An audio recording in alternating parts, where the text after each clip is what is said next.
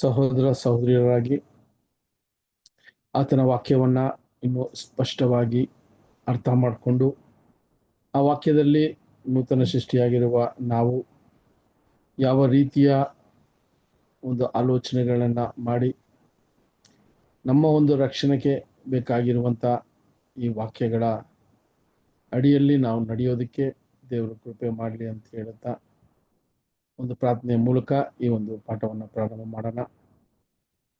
ನಮ್ಮನ್ನ ಅತಿ ಹೆಚ್ಚಾಗಿ ಪ್ರೀತಿಸುವ ನಮ್ಮ ಪರಲೋಕದ ತಂದೆಯಾದ ದೇವರೇ, ಈ ದಿನ ಕೂಡ ನಮ್ಮನ್ನ ಈ ಒಂದು ಐಕ್ಯದೊಳಗೆ ಕರೆತಂದು ನಿಮ್ಮ ಮಗನ ಮೂಲಕ ಅಪೋಸ್ಟಲರ್ಗಳು ಯಾವ ರೀತಿ ಆದಿಸಭೆಗೆ ಒಂದು ಮಾದರಿಯಾಗಿ ನಡೆಸಿ ಅವರ ಜೀವನವನ್ನ ಮುಗಿಸಿದ್ರೋ ಅದೇ ರೀತಿಯಲ್ಲಿ ಈ ಒಂದು ಕೊನೆಯ ಕಾಲದಲ್ಲಿ ಕೂಡ ನಾವು ಆ ಅಪೋಸ್ಟಲರ ಆಧರಣೆಯನ್ನ ಪಡ್ಕೊಂಡು ನಾವು ಕೂಡ ಪಡ್ಕೊಂಡಿರುವಂಥ ಈ ಸತ್ಯದ ಬೆಳಕಿನಲ್ಲಿ ನಿಮಗೆ ಉನ್ನತವಾದ ಒಂದು ಜೀವನವನ್ನು ನಡೆಸೋದಕ್ಕೂ ನಿಮಗೆ ವಿಧೇಯರಾಗಿ ನಡೆಯೋದಕ್ಕೂ ನಮಗೆ ಬೇಕಾಗಿರುವಂಥ ಕೃಪಾ ಶಕ್ತಿಯನ್ನ ದಯಪಾಲಿಸಬೇಕು ಅಂತ ಕೂಡ ಈ ದಿನದಲ್ಲಿ ನಾವು ಬೇಡವರಾಗಿದ್ದೀವಿ. ಈ ದಿನದಲ್ಲೂ ಕೂಡ ನಾವು ಮಾತನಾಡುವ ಒಂದೊಂದು ಮಾತುಗಳು ನಿಮ್ಮ ನಾಮವನ್ನು ಮಹಿಮೆ ಪಡಿಸುವ ರೀತಿಯಲ್ಲಿ ನಿಮ್ಮ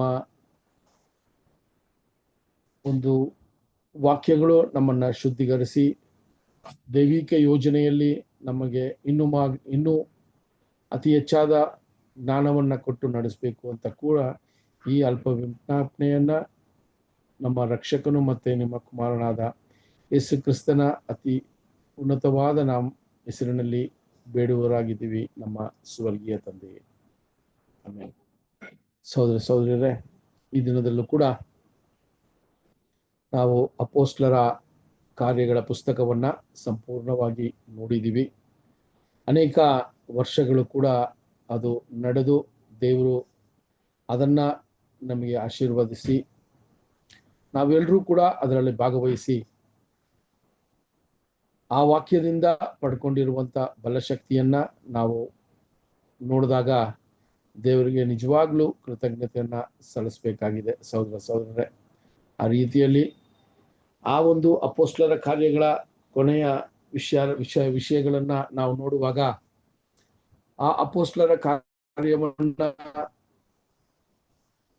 ಬರೆದಿರುವಾಗ ನಾವು ಒಂದು ಕ್ಲಾಸನ್ನೇ ನೋಡಿದ್ವಿ ಅಲ್ವಾ. ಲೂಕನು ಯಾವ ರೀತಿ ಅಪೋಸ್ಟಲರ ಈ ಒಂದು ಪುಸ್ತಕವನ್ನ ಬರೆದ್ರು ಅಂತ ಕೂಡ ನಮಗೆ ಮಾಹಿತಿ ಸುಮಾರು ನಾವು ಸಿಕ್ತು. ಆ ರೀತಿಯಲ್ಲಿ ನಾವು ಈ ಮಾಹಿತಿಯನ್ನ ಪಡ್ಕೊಂಡಿರೋ ನಂತರ ಪೌಲನ ಒಂದು ಸುವಾರ್ತೆಯ ಒಂದು ಪಯಣದ ವಿಚಾರಗಳನ್ನ ನಾವು ನೋಡ್ತಾ ಇದ್ದೀವಿ. ಅದರಲ್ಲಿ 13 ಪುಸ್ತಕಗಳು ಕೂಡ ಪೌಲನು ಯಾವ ಸಂದರ್ಭದಲ್ಲಿ, ಯಾವ ಸನ್ನಿವೇಶದಲ್ಲಿ, ಯಾವ ಪ್ರಾಂತ್ಯದಿಂದ ಈ ವಿಷಯಗಳನ್ನ ಬರೆದ್ರು ಅಂತ ಕೂಡ ನಮಗೆ ಒಂದು ಯಾವ ರೀತಿಯಲ್ಲಿ ಅದು ಬರೆಯಲ್ಪಟ್ಟಿತು, ಯಾವ ಸಾಲಿನಲ್ಲಿ ಅದು ಬರೆಯಲ್ಪಟ್ಟಿತು ಅಂತ ಕೂಡ ನಾವು ಒಂದು ಮಾಹಿತಿಯನ್ನ ಪಡ್ಕೊಂಡಿವಿ ಅಲ್ವಾ. ನಮಗೆ ರೋಮಾಪುರಗೆ ಬರೆದ ಪತ್ರಿಕೆ ಮೊದಲನೇ ಪತ್ರಿಕೆ ಆಗಿ ಇಲ್ಲದೆ ನಾವು ನೋಡಿದಾಗ ಗಲಾತಿಯರಿಗೆ ಬರೆದಿದ್ದೆ ಮೊದಲನೇ ಪತ್ರಿಕೆ ಆಗಿದೆ ಅಂತ ಕೂಡ ನಾವು ನೋಡಿದ್ವಿ. ಸೊ ಆ ರೀತಿಯಲ್ಲಿ ನಾವು ಕಳೆದ ವಾರಗಳು ಕೂಡ ನಾವು ಗಲಾತಿಯ ಸಭೆಗೆ ಬರೆದಂಥ ಪತ್ರವನ್ನ ನೋಡಿದ್ವಿ. ಯಾವ ಸಂದರ್ಭದಲ್ಲಿ ಯಾವ ಒಂದು ವಿಷಯಗಳ ಮೇಲೆ ಪೌಲನು ಗಲಾತಿಯ ಸಭೆಗೆ ಬರೆದ್ರು ಅಂತ. ಅದಾದ ನಂತರ ಥೆಸಲೋನಿಕ ಸಭೆಗೆ 2 ಪತ್ರಗಳನ್ನ ಬರೀತಾರೆ. ಯಾವ ಸಮಯಗಳಲ್ಲಿ ಯಾವ ಒಂದು ಉದ್ದೇಶಕ್ಕೋಸ್ಕರ ಇದನ್ನ ಬರೆದ್ರು ಅಂತ ಕೂಡ ನಾವು ನೋಡಿದ್ವಿ. ಅದಾದ ನಂತರ ಕೊರಿಂಥಿಯ ಸಭೆಗೆ ಬರೆದಂಥ ವಿಷಯಗಳಲ್ಲಿ 2 ಪತ್ರಗಳನ್ನ ಬರೀತಾರೆ. ಸೊ 2 ಪತ್ರಗಳನ್ನ ಕೂಡ ಅವರು ಬರೆಯುವುದಕ್ಕೆ ಕಾರಣವೇನು, ಅಲ್ಲಿ ಸಭೆಯಲ್ಲಿ ಇದ್ದಂಥ ಕೊರತೆಗಳೇನು,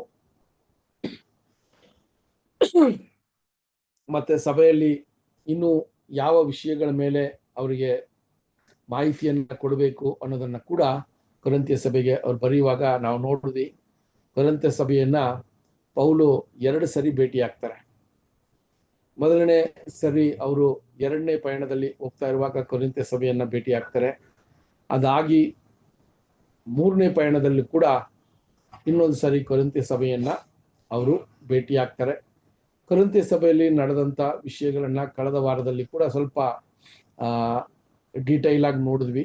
ಅದರಲ್ಲಿ ಕೂಡ ನಾವು ಸ್ವಲ್ಪ ವಿಷಯಗಳನ್ನ ಮೆಲುಕಾಕಕ್ಕೆ ಹೋದ್ರೆ ಕಳೆದ ವಾರದ ಒಂದು ಪಾಠಗಳನ್ನ ಸ್ವಲ್ಪ ಜ್ಞಾಪಿಸ್ಕೋಬೇಕಾದ್ರೆ 1ನೇ ಕೊರಿಂಥಿಯ ಅವರು ಆ ಪತ್ರವನ್ನ ಬರೆಯುವಾಗ ಅಲ್ಲಿ ಇದ್ದಂತ ಅನೇಕ ತಪ್ಪಾದ ಒಂದು ನಡತೆ ಸಭೆಯಲ್ಲಿ ಅದು ಇತ್ತು ಅಂತ ಕೂಡ ನಾವು ನೋಡಿದ್ವಿ. ಅದಕ್ಕೆ ಬೇಕಾಗಿರುವಂತ ಮಾಹಿತಿಗಳನ್ನ ಕೊಟ್ಟರು. ಸೊ ಆ ವಿಷಯದಲ್ಲಿ ಒಂದು ಅನೈತಿಕ ಸಂಬಂಧಗಳ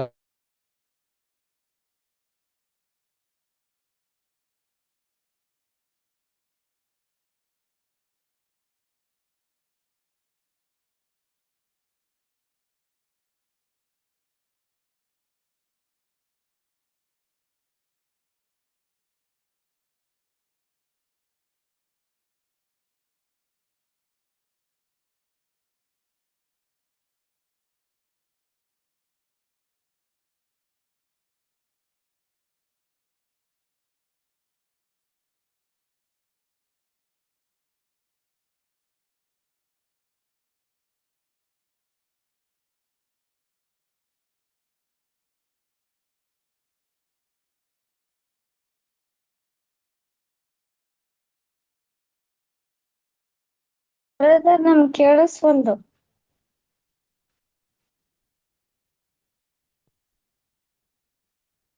ಬ್ರದರ್ ನನ್ಗೆ ಕೇಳಿಸ್ವಲ್ದು.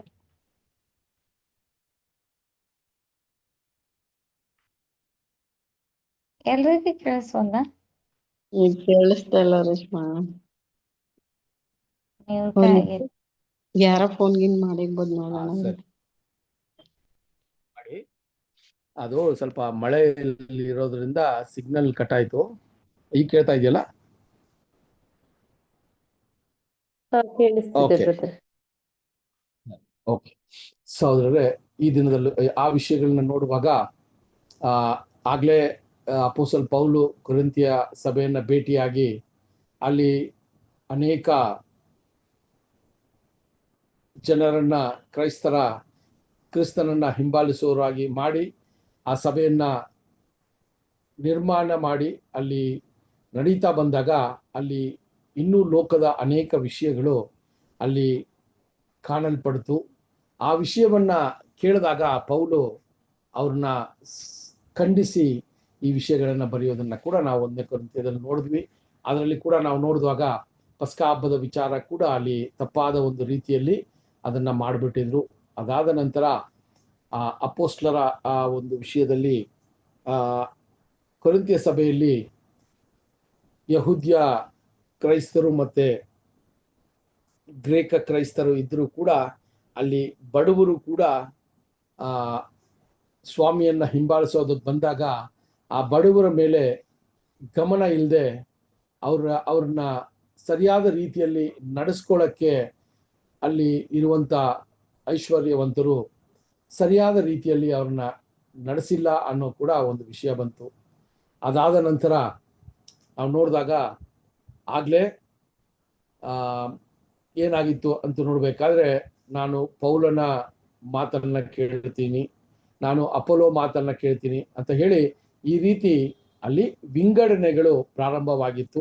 ಅದನ್ನ ಕೂಡ ಅಲ್ಲಿ ಖಂಡಿಸಿ ಬರೀತಾರೆ ಸಹೋದರರೇ. ಸೊ ಆ ರೀತಿ ಅನೇಕ ವಿಷಯಗಳನ್ನ ನಾವು 1ನೇ ಕೊರಿಂಥಿಯ ಪತ್ರದಲ್ಲಿ ನಾವು ಕ್ಲಿಯರ್ ಆಗಿ ನೋಡ್ಬೋದು. ಅದೇ ರೀತಿಯಲ್ಲಿ ಅಲ್ಲಿ ನಾಲಿಗೆನ ಯಾವ ರೀತಿಯಾಗಿ ನಾವು ನಮ್ಮ ಹತೋಟಿಯಲ್ಲಿ ಇಟ್ಕೋಬೇಕು ಅನ್ನೋ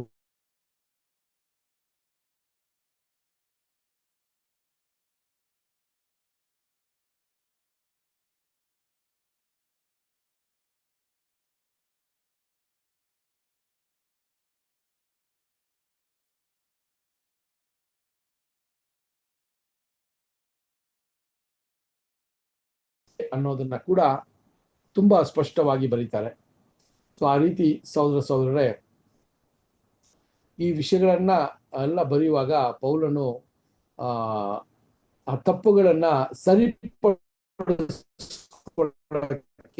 ಅಲ್ಲಿ ಅವ್ರಿಗೆ ಒಂದು ಅವಕಾಶವನ್ನ ಕೊಡ್ತಾರೆ. ಸೊ ಆ ರೀತಿಯಲ್ಲಿ ಒಂದೆರಡು ವಚನಗಳನ್ನ ಕೂಡ ಓದಿ ನಾವು 2ನೇ ಕೊರಿಂಥಿಯವನ್ನ ಕೂಡ ನೋಡಿ ಮುಂದೆ ಹೋಗೋಣ. 1ನೇ ಕೊರಿಂಥಿಯ 8ನೇ ಅಧ್ಯಾಯ 1ನೇ ಕೊರಿಂಥಿಯ 1ನೇ ಅಧ್ಯಾಯ 8 ಮತ್ತು 9 ವಚನಗಳನ್ನ ಓದೋಣ. 1ನೇ ಕೊರಿಂಥಿಯ 1ನೇ ಅಧ್ಯಾಯ 8 ಮತ್ತೆ 9 ವಚನಗಳು.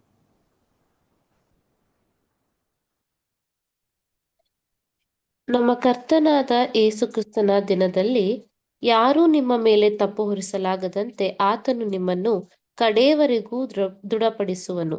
ದೇವರು ನಂಬಿಗಸ್ತನು. ಓದಿ ಕಂಪ್ಲೀಟ್ ಮಾಡಿ. ದೇವರು ನಂಬಿಗಸ್ತನು. ನಮ್ಮ ಕರ್ತನಾದ ಯೇಸು ಕ್ರಿಸ್ತನೆಂಬ ತನ್ನ ಮಗನ ಅನ್ಯೋನ್ಯತೆಗೆ ನಿಮ್ಮನ್ನು ಕರೆದವನು. ನೋಡ್ರಿ, ಕ್ಲಿಯರ್ ಆಗಿ ಹೇಳ್ತಾರೆ. ಸೊ ಯಾರು ನಿಮ್ಮನ್ನ ಏನ್ ಮಾಡಬಾರ್ದಂತೆ, ನಿಮ್ಮನ್ನ ಕರೆಕ್ಟ್ ಮಾಡಬಾರ್ದು, ಅದರಿಂದ ಈಗಲೇ ನೀವು ಏನ್ ಮಾಡ್ರಿ, ಸರಿಪಡಿಸ್ಕೊಳ್ಳಿ ಅಂತ ಹೇಳುವಂತ ವಿಷಯವನ್ನ ನೋಡಿದ್ವಿ ಸಹೋದರ. ಸೊ ಅದಾದ ನಂತರ 2ನೇ ಕೊರಿಂಥಿಯ ವಿಷಯವನ್ನ ಬಂದಾಗ ನೀವು ಈ ಪತ್ರಗಳೆಲ್ಲ ಸುಮಾರು ಓದಿರ್ತೀರ.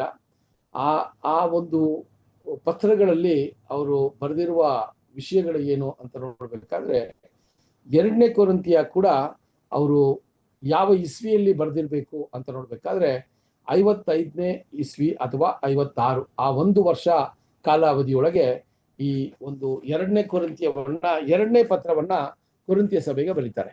ಇದು ಎಲ್ಲಿಂದ ಇದನ್ನ ಬರೀತಾರೆ ಅಂತ ನೋಡ್ಬೇಕಾದ್ರೆ ಮಕದೋನಿಯಾ ಪಟ್ಟಣದಿಂದ ಈ ಒಂದು ಪತ್ರವನ್ನ ಬರೆದಿರ್ಬೇಕು ಅಂತ ಉಲ್ಲೇಖ ಆಗತ್ತೆ ಸಹೋದರ. ಇದು 3ನೇ ಪ್ರಯಾಣದಲ್ಲಿ ಈ ವಿಷಯವನ್ನ ಮಾಡ್ತಾರೆ. ಆಗ್ಲೇ 1ನೇ ಕೊರಿಂಥಿಯ ಬರೆದು ಆಗ್ಲೇ ಒಂದು ವರ್ಷ ಆಗಿರ್ತದೆ. ಅದಾದ ನಂತರ 2ನೇ ಬಾರಿ ಕೊರಿಂಥಿಯ ಸಭೆಗೆ ಪತ್ರವನ್ನ ಬರೀತಾರೆ. ಸೊ ಅಲ್ಲಿ ಬರೆಯುವಾಗ ಸಹೋದರರೇ, ಅಲ್ಲಿ ಮೊದಲನೇ ಪತ್ರವನ್ನ ನೋಡುವಾಗ ಸ್ವಲ್ಪ ಖಂಡನೆ, ಸ್ವಲ್ಪ ಎಚ್ಚರಿಕೆಯ ವಿಷಯಗಳನ್ನ ಬರೀತಾರೆ. 2ನೇ ಕೊರಿಂಥಿಯವನ್ನ ಬರೆಯುವಾಗ ಸ್ವಲ್ಪ ಕಂಫರ್ಟ್ನ ಕೊಡ್ತಾರೆ, ಅಥವಾ ಸ್ವಲ್ಪ ಸಾಂತ್ವನವನ್ನ ಹೇಳುವ ರೀತಿಯಲ್ಲಿ ಈ ಪತ್ರವನ್ನ ಪ್ರಾರಂಭ ಮಾಡ್ತಾರೆ. ಅದನ್ನ ನಾವು ನೋಡುವಾಗ 2ನೇ ಕೊರಿಂಥಿಯ 1ನೇ ಅಧ್ಯಾಯ 3 ಮತ್ತೆ 4 ವಚನಗಳನ್ನ ಓದೋಣ. 2ನೇ ಕೊರಿಂಥಿಯ 1ನೇ ಅಧ್ಯಾಯ 3 ಮತ್ತೆ 4 ವಚನಗಳು.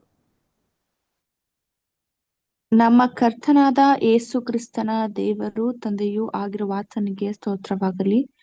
ಆತನು ಕನಿಕರವುಳ್ಳ ತಂದೆಯು ಸಕಲ ವಿಧವಾಗಿ ಸಂತೈಸುವ ದೇವರು ಆಗಿದ್ದು ನಮಗೆ ಸಂಭವಿಸುವ ಎಲ್ಲಾ ಸಂಕಟಗಳಲ್ಲಿ ನಮ್ಮನ್ನು ಸಂತೈಸುತ್ತಾನೆ. ಹೀಗೆ ದೇವರಿಂದ ನಮಗಾಗುವ ಆಧರಣೆಯ ಮೂಲಕ ನಾವು ನಾನಾ ವಿಧವಾದ ಸಂಕಟಗಳಲ್ಲಿ ಬಿದ್ದಿರುವವರನ್ನು ಸಂತೈಸುವುದಕ್ಕೆ ಶಕ್ತರಾಗುತ್ತೇವೆ. ನೋಡ್ರಿ, ಅಲ್ಲಿ ಹೇಳ್ತಾರೆ, ಈ ಒಂದು ಕೊರಿಂಥಿಯ ಸಭೆಯಲ್ಲಿ ಯಾವ ರೀತಿ ಸಂಕಷ್ಟಗಳು ಬಂದಿದೆ, ಆ ಸಂಕಷ್ಟಗಳಲ್ಲಿ ನಿಮ್ಮನ್ನ ಸ್ಥಿರಪಡಿಸಕ್ಕೆ ನಾನು ಈ ವಿಷಯಗಳನ್ನ ಬರೀತೀನಿ ಅಂತ ಹೇಳುವ ಒಂದು ವಿಷಯವನ್ನ ಕೂಡ ನಾವು ನೋಡ್ತೀವಿ ಸಹೋದರ. ಅದೇ 1ನೇ ಅಧ್ಯಾಯದಲ್ಲಿ 8 ಮತ್ತೆ 9 ವಚನಗಳನ್ನ ಕೂಡ ಓದನ್ಸ ಸರ್. 2ನೇ ಕೊರಿಂಥಿಯ 1ನೇ ಅಧ್ಯಾಯ 8 ಮತ್ತೆ 9 ವಚನಗಳು. ಸಹೋದರರೇ, ಆಸ್ಯಾ ಸೀಮೆಯಲ್ಲಿ ನಮಗೆ ಸಂಭವಿಸಿದ ಸಂಕಟವನ್ನು ಕುರಿತು ವಿಚಾರಿಸುತ್ತೀರೋ? ಅದರಲ್ಲಿ ನಾವು ಬಲವನ್ನು ಮೀರಿದಂತ ಅತ್ಯಧಿಕವಾದ ಭಾರದಿಂದ ಕುಗ್ಗಿ ಹೋಗಿ ಜೀವ ಉಳಿಯುವ ಮಾರ್ಗವನ್ನು ಕಾಣದವರಾಗಿದ್ದೇವೆಂಬುದನ್ನು ನೀವು ತಿಳಿಯಬೇಕೆಂದು ಅಪೇಕ್ಷಿಸುತ್ತೇನೆ. ನೋಡ್ರಿ, ಅವರು ಪಟ್ಟಂತ ಕಷ್ಟಗಳನ್ನ ಅಲ್ಲಿ ವಿವರಿಸ್ತಾರೆ. ಆ ಆಸಿಯಾ ಪ್ರಾಂತ್ಯದಲ್ಲಿ ಅವರು ಆ ಒಂದು ಸಭಾ ಸೇವೆಯನ್ನ ಅಥವಾ ಅಲ್ಲಿ ಆ ಸುವಾರ್ತೆ ಕೆಲಸಗಳನ್ನ ಮಾಡುವಾಗ ಅವರು ಎದುರುಗೊಂಡ ಸಂಕಷ್ಟಗಳನ್ನ ಅಲ್ಲಿ ವಿವರಿಸುವ ಒಂದು ವಿಷಯವನ್ನ ನಾವು ನೋಡ್ತೀವಿ ಸಹೋದರರೇ. ಸೊ ಇದೆಲ್ಲ ಕೂಡ ಕೊರಿಂಥಿಯ ಸಭೆಗೆ ಅವರು ಬರೆಯುವಂತ ಒಂದಷ್ಟು ಮುಖ್ಯವಾದ ವಿಷಯಗಳು ಅಂತ ಕೂಡ ನಾವು ನೋಡ್ಬೋದು. ಸೊ ಅದೇ ಒಂದು ವಿಷಯದಲ್ಲಿ ನಾವು ನೋಡುವಾಗ ನಿಧಾನಕ್ಕೆ ಅಲ್ಲಿ 2ನೇ ಕೊರಿಂಥಿಯದಲ್ಲಿ ಬರೆಯುವಾಗ ಸಹೋದರರೇ, ಅಲ್ಲಿ ಆಗ್ಲೇ ಸ್ವಲ್ಪ ಮಂದಿ ಏನಾಗ್ತಾರೆ ಅಂತ ನೋಡ್ಬೇಕಾದ್ರೆ ಪೌಲನ ವಿರುದ್ಧವಾಗಿ ವಿಷಯಗಳನ್ನ ಮಾತಾಡಕ್ಕೆ ಅಲ್ಲಿ ಪ್ರಾರಂಭ ಮಾಡಿರ್ತಾರೆ. ಆ ವಿಷಯವಾಗಿ ಪೌಲು ಕೇಳ್ಪಟ್ಟಾಗ ಅವರಿಗೆ ಸಭೆಗೆ ಯಾವ ರೀತಿಯ ಒಂದು ಮಾಹಿತಿಯನ್ನ ಕೊಡ್ತಾರೆ ಅಂತ ನೋಡ್ಬೇಕಾದ್ರೆ 11ನೇ ಅಧ್ಯಾಯದಲ್ಲಿ 21ರಿಂದ 23 ವಚನಗಳನ್ನ ಒಂದ್ಸರಿ ಓದೋಣ. 11ನೇ ಅಧ್ಯಾಯ 21ರಿಂದ 23 ವಚನಗಳನ್ನ ಓದೋಣ. ನಾವು ಬಲವಿಲ್ಲದವರಾಗಿದ್ದೇವೆಂಬಂತೆ ಇದನ್ನು ನನ್ನ ಅವಮಾನಕ್ಕೆ ಹೇಳಿದ್ದರೂ ಯಾವ ಆಧಾರದಿಂದ ಯಾವನಾದರೂ ಧೈರ್ಯವಾಗಿ ನಡಕೊಳ್ಳುತ್ತಾನೋ ಅದರಿಂದಲೇ ನಾನೂ ಧೈರ್ಯ ಉಳ್ಳವನಾಗಿದ್ದೇನೆ. ಇದನ್ನು ಬುದ್ಧಿಹೀನತೆಯಿಂದ ಹೇಳುತ್ತೇನೆ. ಅವರು ಇಬ್ರಿಯರು, ನಾನು ಇಬ್ರಿಯನು. ಅವರು ಇಸ್ರಾಯೇಲರೋ, ನಾನು ಇಸ್ರಾಯೇಲನು. ಅವರು ಅಬ್ರಹಾಮನ ವಂಶದವರೋ, ನಾನು ಅದೇ ವಂಶದವನು. ಅವರು ಕ್ರಿಸ್ತನ ಸೇವಕರೋ, ಅವರಿಗಿಂತ ನಾನು ಹೆಚ್ಚಾಗಿ ಸೇವೆ ಮಾಡುವವನಾಗಿದ್ದೇನೆ. ಬುದ್ಧಿ ಸ್ವಾಧೀನವಿಲ್ಲದವನಾಗಿ ಮಾತಾಡುತ್ತೇನೆ. ಆತನ ಸೇವೆಯಲ್ಲಿ ಅವರಿಗಿಂತ ಹೆಚ್ಚಾಗಿ ಪ್ರಯಾಸ ಪಟ್ಟೆನು. ಹೆಚ್ಚಾಗಿ ಸೆರೆಮನೆಯೊಳಗೆ ಬಿದ್ದೆನು. ಮಿತಿಮೀರಿ ಪೆಟ್ಟುಗಳನ್ನು ತಿಂದೆನು. ಅನೇಕ ಸಾರಿ ಮರಣದ ಬಾಯೊಳಗೆ ಸಿಕ್ಕಿಕೊಂಡೆನು. ನೋಡಿದ್ರ ಸಹೋದರರೇ, ಪೌಲನ ಅನುಭವ ಯಾವ ರೀತಿ ಇದೆ ಅಂತ ನೋಡ್ಬೇಕಾದ್ರೆ, ಪೌಲನು ಆ ಕೊರಿಂಥಿಯ ಸಭೆಯನ್ನ ಸ್ಥಾಪಿಸಿ ಅಲ್ಲಿ ಆ ಒಂದು ಜನರನ್ನ ಸ್ವಾಮಿಯ ಸುವಾರ್ತೆಯನ್ನ ಹೇಳಿ ಕ್ರೈಸ್ತರಾಗಿ ಮಾರ್ಪಡೆ ಮಾಡಿದ ವಿಚಾರಗಳು ತುಂಬಾನೇ ಒಂದು ಅದ್ಭುತವಾಗಿ ದೇವರು ಅವರನ್ನು ನಡೆಸಿದ್ರು. ಆ ರೀತಿಯಲ್ಲಿ ನಡೆಸುವಾಗ ಅನೇಕ ಸಂಕಷ್ಟಗಳನ್ನ ಪಟ್ಟರು. ಆದರೆ ಆ ಕೊರಿಂಥಿಯ ಸಭೆಗೆ ಮತ್ತಷ್ಟು ಜನ ಸ್ವಾಮಿಯ ಒಂದು ಹಿಂಬಾಲಿಸುವ ಕೆಲಸವನ್ನ ಮಾಡೋದಕ್ಕೆ ಬಂದಾಗ ಅಲ್ಲಿ ನಾವು ನೋಡ್ತೀವಿ ಯಹೂದ್ಯರು ಇದ್ರು, ಮತ್ತೆ ಗ್ರೇಕರು ಕೂಡ ಇದ್ರು ಅಂತ ನೋಡ್ತೀವಿ. ಇವರೆಲ್ಲ ಕೂಡ ಹೆಂಗಿದ್ರು ಅಂತ ನೋಡ್ಬೇಕಾದ್ರೆ ಅವರು ತುಂಬಾ ಒಂದು ಓದಿದವರಾಗಿದ್ರು, ಐಶ್ವರ್ಯವಂತರಾಗಿದ್ರು. ಇದೆಲ್ಲ ಅವರ ಒಂದು ಹಿನ್ನೆಲೆ ಇರೋದ್ರಿಂದ ಪೌಲನ ವಿಚಾರವಾಗಿ ಮಾತನಾಡಬೇಕಾದ್ರೆ ಪೌಲನನ್ನ ಸ್ವಲ್ಪ ಹೀನಾಯವಾಗಿ ಅಥವಾ ಆತನು ಯಾವುದಕ್ಕೂ ಏನ್ರಿ ಬಡತನದಲ್ಲಿ ಅಥವಾ ಒಂದು ಐಶ್ವರ್ಯವಂತಿಕೆಯಲ್ಲೂ ಅಥವಾ ಮಾತನಾಡುವ ಶೈಲಿಯಲ್ಲೂ ಕೂಡ ಅವರು ಯಾವುದೇ ರೀತಿಯ ಒಂದು ಒಳ್ಳೆಯ ರೀತಿಯಲ್ಲಿ ಅವ್ರು ಮಾತಾಡಲ್ಲ ಅನ್ನುವ ಒಂದು ವಿಷಯಗಳನ್ನೆಲ್ಲ ಸಭೆಯೊಳಗೆ ಈ ಒಂದು ಹೊಸದಾಗಿ ಬಂದಿರುವಂತ ಬೋಧಕರುಗಳು ಮಾತನಾಡೋದನ್ನ ಅಲ್ಲಿ ಅವ್ರಿಗೆ ತಲುಪ್ತದೆ. ಅದಕ್ಕೆ ಅವ್ರಿಗೆ ಮಾತನಾಡುವಾಗ ಹೇಳ್ತಾರೆ, ನಾನು ಬುದ್ಧಿಹೀನನಾಗಿ ಇಲ್ಲಿ ಮಾತನಾಡಕ್ಕೆ ಬಯಸ್ತೇನೆ. ಯಾಕಂದ್ರೆ ಅವರು ಯಹೂದ್ಯರಂದ್ರೆ ನಾನು ಯಹೂದ್ಯನೇ, ಅವರು ಕೂಡ ಫರಿಸೇಯರಾಗಿದ್ರೆ ನಾನು ಕೂಡ ಫರಿಸೇಯನು ಅಂತ ಅನೇಕ ವಿಷಯಗಳನ್ನ ಹೋಲಿಕೆ ಮಾಡ್ಬಿಟ್ಟು ಹೇಳ್ತಾರೆ, ನಾನು ಎಂಥ ಸಂಕಷ್ಟದಲ್ಲಿ ನಾನು ಈ ಸುವಾರ್ತೆಯನ್ನ ನಿಮಗೆ ಕೊಟ್ಟೆ, ಅದು ಅವ್ರಿಗೆ ಅರ್ಥ ಆಗ್ತಾ ಇಲ್ಲ. ಅವರು ಈಗ ಅವ್ರನ್ನೇ ದೊಡ್ಡವರಾಗಿ ತೋರಿಸ್ಕೊತಾ ಇದ್ದಾರೆ ಅನ್ನುವ ಒಂದು ವಿಷಯವನ್ನ ಅಲ್ಲಿ ಹೇಳುವಂಥದ್ದಾಗಿದೆ ಸಹೋದರ. ಅಲ್ಲಿರುವಾಗ ಪೌಲನ ಒಂದು ವಿಶೇಷವಾದ ವಿಷಯವನ್ನ ನೋಡ್ಬೇಕಾದ್ರೆ 12ನೇ ಅಧ್ಯಾಯದಲ್ಲಿ 7 ಮತ್ತೆ 7ರಿಂದ 9 ವಚನಗಳನ್ನ ಕೂಡ ಓದೋಣ. 12ನೇ ಅಧ್ಯಾಯ 7ರಿಂದ 9 ವಚನಗಳು 2ನೇ ಕೊರಿಂಥಿ. ಈ ಕಾರಣದಿಂದಲೂ ನನಗೆ ತಿಳಿಸಲ್ಪಟ್ಟ ರಹಸ್ಯಗಳು ಬಹು ವಿಶೇಷವಾಗಿರುವುದರಿಂದಲೂ ನಾನು ಹೊಗಳಿಕೊಳ್ಳದೆ ಸುಮ್ಮನಿರುತ್ತೇನೆ. ನಾನು ನನ್ನನ್ನು ಅತಿಶಯವಾಗಿ ಹೆಚ್ಚಿಸಿಕೊಳ್ಳಬಾರದೆಂದು ಒಂದು ಶೂಲ ನನ್ನ ಶರೀರದಲ್ಲಿ ನಾಟಿದೆಯೋ ಎಂಬಂತೆ ನನ್ನನ್ನು ಗುದ್ದುವುದಕ್ಕೆ ಸೈತಾನನ ದೂತರಲ್ಲಿ ಒಬ್ಬನು ನನ್ನ ಬಳಿಗೆ ಕಳಿಸಲ್ಪಟ್ಟನು. ನಾನು ಅತಿಶಯವಾಗಿ ಹೆಚ್ಚಿಸಿಕೊಳ್ಳಬಾರದೆಂತಲೇ ಇದಾಯಿತು. ನೋಡ್ರಿ ಸಹೋದರರೇ, ಎಂತ ಒಂದು ಸ್ವಭಾವ ನೋಡಿ ಪೌಲಂದು.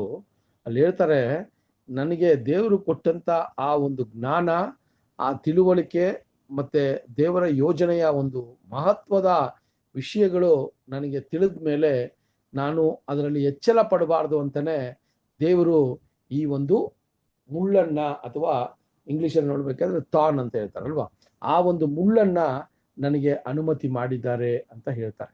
ತುಂಬಾ ಮುಖ್ಯವಾದ ವಿಷಯ. ಸೊ ಅಲ್ಲಿ ಏನಂದ್ರೆ ಆ ಹೆಚ್ಚಳ ಪಡುವಂತ ವಿಷಯ.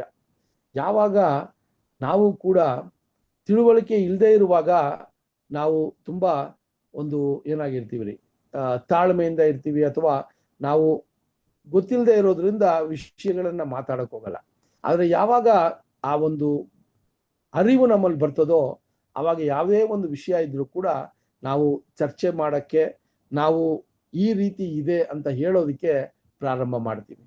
ಆ ರೀತಿಯಲ್ಲಿ ಪೌಲನ ವಿಚಾರವನ್ನ ನೋಡುವಾಗ ಅವರು ಪ್ರಾರಂಭದಿಂದಲೇ ಗಮಾಲಿಯಲ್ನ ಶಾಲೆಯಲ್ಲಿ ಅವರು ಓದಿದವರಾಗಿದ್ರು, ಅವರು ಧರ್ಮಶಾಸ್ತ್ರದಲ್ಲಿ ತಜ್ಞರಾಗಿದ್ರು. ಇದೆಲ್ಲ ಇದ್ರೂ ಕೂಡ ಸಹೋದರರೇ, ಸ್ವಾಮಿಯ ಒಂದು ಕೃಪೆಯಿಂದ ಆ ಅರಿವನ್ನ ಪಡ್ಕೊಂಡು ಅವರು ಆ ತಿಳುವಳಿಕೆಯನ್ನ ಪಡ್ಕೊಂಡಿರೋ ನಂತರ ಅವ್ರಿಗೆ ಬರುವಂತ ಒಂದು ದೊಡ್ಡ ಒಂದು ಡೇಂಜರ್ ಏನು ಅಂದ್ರೆ ಹೆಚ್ಚಳ ಪಡುವಂತ ವಿಷಯ. ನನಗೆ ನಾನಿಲ್ದೆ ಅಂತ ಈ ರೀತಿಯ ಒಂದು ವಿಚಾರಗಳನ್ನ ಪ್ರಾರಂಭ ಮಾಡಕ್ಕೆ ಹೋಗುವಂತ ಒಂದು ಕಾರ್ಯಗಳು ಆ ಸಮಯದಲ್ಲಿ ಬರ್ತದೆ. ಅದು ಬರ್ದೇ ಇರಂಗೆ ದೇವರು ನನಗೆ ಒಂದು ಮುಳ್ಳನ್ನ ಕೊಟ್ಟಿದ್ದಾರೆ ಅನ್ನುವ ಒಂದು ವಿಷಯವನ್ನ ಬರೀತಾರೆ ಸಹೋದರ. ಸೊ ಒಂದು ವಿಷಯ ಅವ್ರನ್ನ ಯಾವಾಗ್ಲೂ ಕಾಡ್ತಾ ಇತ್ತು ಅಂತ ಕೂಡ ಬರೀತಾರೆ. ಆ ರೀತಿಯಲ್ಲಿ ಕೊರಿಂಥ್ಯ ಸಭೆಯನ್ನ ಅವರು ಪ್ರೀತಿಸುವ ವಿಷಯವನ್ನ ನೋಡಿದಾಗ 13ನೇ ಅಧ್ಯಾಯ 11ನೇ ವಚನವನ್ನ ಕೂಡ ಓದೋಣ. 13ನೇ ಅಧ್ಯಾಯ 11ನೇ ವಚನ. ಕಡೆ ಮಾತೇನೆಂದರೆ ಸಹೋದರರೇ, ಸಂತೋಷ ಪಡಿರಿ, ಕ್ರಮಪಡಿಸಿಕೊಳ್ಳಿರಿ, ಧೈರ್ಯ ಉಳ್ಳವರಾಗಿರಿ, ಒಂದೇ ಮನಸ್ಸುಳ್ಳವರಾಗಿರಿ, ಸಮಾಧಾನದಿಂದಿರಿ. ಆಗ ಪ್ರೀತಿಯನ್ನು ಶಾಂತಿಯನ್ನು ಕೊಡುವ ದೇವರು ನಿಮ್ಮ ಸಂಗಡ ಇರುವನು. ಸಹೋದರರೇ, ಕಡೆಯದಾಗಿ ಕೊರಿಂಥ್ಯ ಸಭೆಗೆ 2ನೇ ಪತ್ರವನ್ನ ಬರೆಯುವಾಗ ಎಷ್ಟು ಸ್ಪಷ್ಟವಾಗಿ ಬರೀತಾರೆ ನೋಡ್ರಿ. ನೀವು ಯಾವ ರೀತಿ ಇರಬೇಕು ಅನ್ನೋದನ್ನ ಅಲ್ಲಿ ಬರೀತಾರೆ. ಸೊ ಇದು ಬರೆಯುವಾಗ ಪೌಲನು ಕೊರಿಂಥ್ಯ ಸಭೆಯಲ್ಲಿ ಇಟ್ಟಂತ ಒಂದು ಪ್ರೀತಿಯ ವಿಚಾರವನ್ನ ಅದು ಅರ್ಥ ಮಾಡ್ಕೋಬಹುದು ಸಹೋದರ. ಸೊ ಆ ರೀತಿಯಲ್ಲಿ ನಾವು ನೋಡುವಾಗ ನಾವು ಇಷ್ಟು ಪುಸ್ತಕಗಳನ್ನ ಗಲಾತಿಯರಿಗೆ ಮತ್ತೆ ಥೆಸಲೋನಿಕರಿಗೆ ಮತ್ತೆ ಕೊರಿಂಥಿಯರಿಗೆ ಬರೆದಿರುವಂತ ಈ ಪತ್ರಗಳನ್ನ ನೋಡಿದ್ವಿ. ಮುಂದೆ ಬರುವಂತ ಈ ಒಂದು ಪತ್ರ ಯಾವುದು ಅಂತ ನೋಡ್ಬೇಕಾದ್ರೆ, ಯಾವ ಲೆಟರ್ ಬರೀತಾರೆ ಅಂತ ನೋಡ್ಬೇಕಾದ್ರೆ, ರೋಮಾಪುರಕ್ಕೆ ಬರೆಯುವಂತ ಒಂದು ಪತ್ರ. ಇದೇ ನಮಗೆ ಸತ್ಯವೇದದಲ್ಲಿ ಅಪೋಸ್ಲರ ಕಾರ್ಯಗಳಾಗಿದ ತಕ್ಷಣ ರೋಮಾಪುರಿಗೆ ಬರೆಯುವಂತ ಪತ್ರ ಬರ್ತದೆ. ಆದ್ರೆ ಇದು ಸಾಲಿನಲ್ಲಿ ನೋಡಿದ್ರೆ, ಅವರು ಬರೆದಿರುವ ಇಸ್ವಿಗಳ ಮೇಲೆ ನೋಡಿದ್ರೆ ಇದು 5ನೇದಾಗಿ ಬರೀತಾರೆ ಸಹೋದರರೇ. ಗಲಾತಿಯರಿಗೆ, 2 ಥೆಸಲೋನಿಕರಿಗೆ, 2 ಥೆಸಲೋನಿಕರು, 2 ಕೊರಿಂಥಿಯ, 1 ಗಲಾತಿಯ ನೋಡಿದಾಗ ಇದು 6ನೇದಾಗಿ ಬರೆಯುವಂತ ಒಂದು ಪತ್ರವಾಗಿದೆ. ಅವರ ಒಂದು ಆ ಒಂದು ಸುವಾರ್ತೆಯ ಪಯಣದಲ್ಲಿ 6ನೇದಾಗಿ ಈ ಪತ್ರವನ್ನ ಬರೀತಾರೆ. ಈ ಪತ್ರವನ್ನ ಬರೆಯುವಾಗ ಸಹೋದರರೇ, ಅವರು 3ನೇ ಪಯಣದಲ್ಲಿ ಇದ್ರು ಅನ್ನುವ ಒಂದು ಮಾಹಿತಿ ನಮಗೆ ಸಿಗ್ತಾ ಇದೆ. ಕನಿಷ್ಠ ಅಥವಾ ಯಾವ ಇಸ್ವಿಯಲ್ಲಿ ಇದ್ದಿರ್ಬೋದು ಅಂದ್ರೆ 57 ಮತ್ತೆ 58 ಕ್ರಿಸ್ತ ಶಕ, 57ನೇ ಇಸ್ವಿ ಅಥವಾ 58ನೇ ಆ ಒಂದು ವರ್ಷ ಕಾಲಾವಧಿಯೊಳಗೆ ಈ ವಿಷಯವನ್ನ ಬರೆದಿರ್ಬೇಕು ಅಂತ ಕೂಡ ಹೇಳ್ತಾರೆ. ಸೊ ಇಲ್ಲಿ ನಾವು ನೋಡುವಾಗ ಈ ಒಂದು ಪಟ್ಟಣ ರೋಮಾಪುರ ಅಂತ ಹೇಳುವ ಈ ಪಟ್ಟಣಕ್ಕೆ ಪೌಲನು ಭೇಟಿನೇ ಕೊಟ್ಟಿರ್ಲಿಲ್ಲ ಈ ಪತ್ರವನ್ನ ಬರೆಯುವಾಗ. ತುಂಬಾ ಮುಖ್ಯವಾದ ಒಂದು ಪಾಯಿಂಟ್. ಈ ಪತ್ರವನ್ನ ಬರೆಯುವಾಗ ಪೌಲನು ರೋಮಾಪುರಕ್ಕೆ ಇನ್ನೂ ಹೋಗ್ಲೇ ಇಲ್ಲ.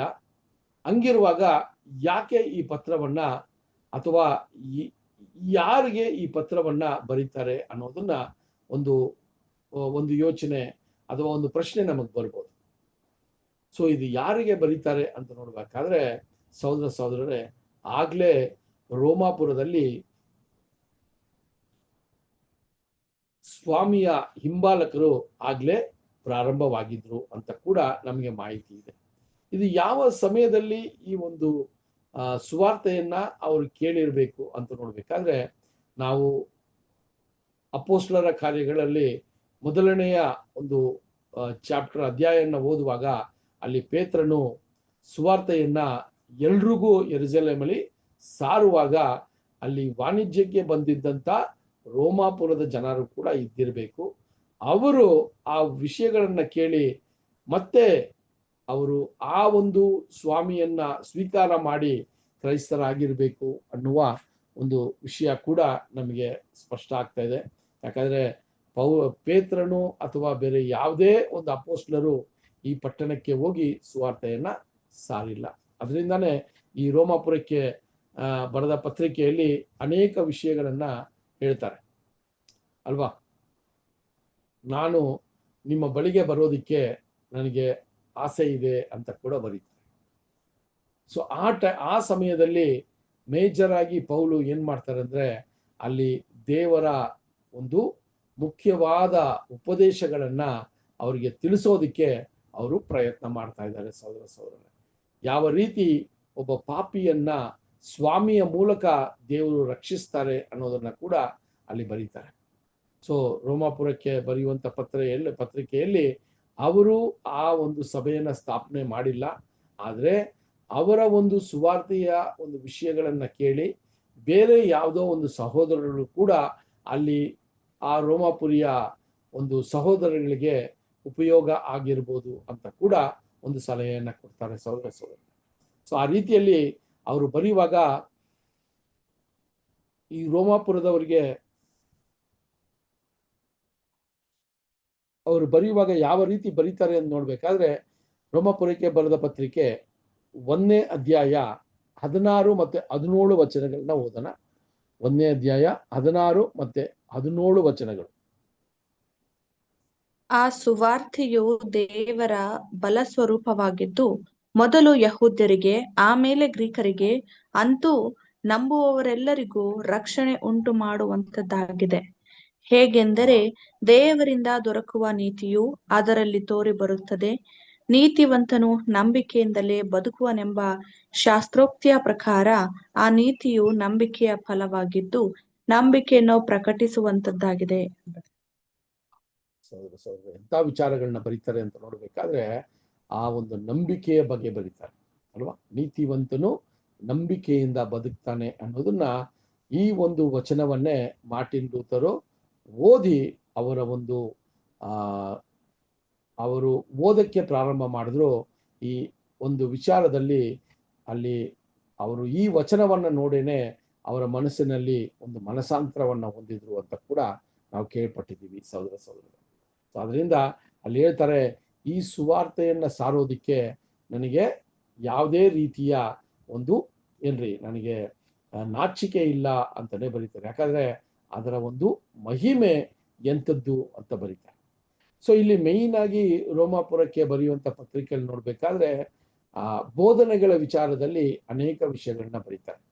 ಯಾವ ರೀತಿ ಒಬ್ಬ ಕ್ರೈಸ್ತನು ಯಾವ ರೀತಿಯ ಒಂದು ಜೀವಿತವನ್ನ ಜೀವಿಸ್ಬೇಕು, ಮತ್ತೆ ಆ ರೋಮಾಪುರದಲ್ಲಿದ್ದಂತ ಒಂದು ನಂಬಿಕೆ ಒಂದು ಸಂಪ್ರದಾಯಗಳನ್ನ ಅಲ್ಲಿ ಯಾವ ರೀತಿ ತಿರಸ್ಕಾರ ಮಾಡಬೇಕು ಅನ್ನೋದನ್ನ ಕೂಡ ಬರೀತಾರೆ ಸಹೋದರ. ಸೊ ಆ ವಿಚಾರದಲ್ಲಿ ಸ್ವಾಮಿಯ ಮೂಲಕ ದೇವರು ಪಾಪಿಗಳನ್ನ ರಕ್ಷಿಸ್ತಾರೆ ಅನ್ನೋದನ್ನ ಕೂಡ ಅಲ್ಲಿ ರೋಮಾಪುರಕ್ಕೆ ಬರೀತಾರೆ ಸಹೋದರ. ಯೋಚನೆ ಮಾಡಿ ಈ ವಿಷಯಗಳನ್ನ ರೋಮಾಪುರದಲ್ಲಿರುವಂತ ಸಹೋದರಗಳಿಗೆ ಬರೆದಾಗ ಅವರುಗಳಿಗೆ ಎಷ್ಟು ಒಂದು ಆನಂದ ಮತ್ತು ಸಂತೋಷ ಆಗಿರ್ಬೇಕು ಅಂತ ಯೋಚನೆ ಮಾಡಿ.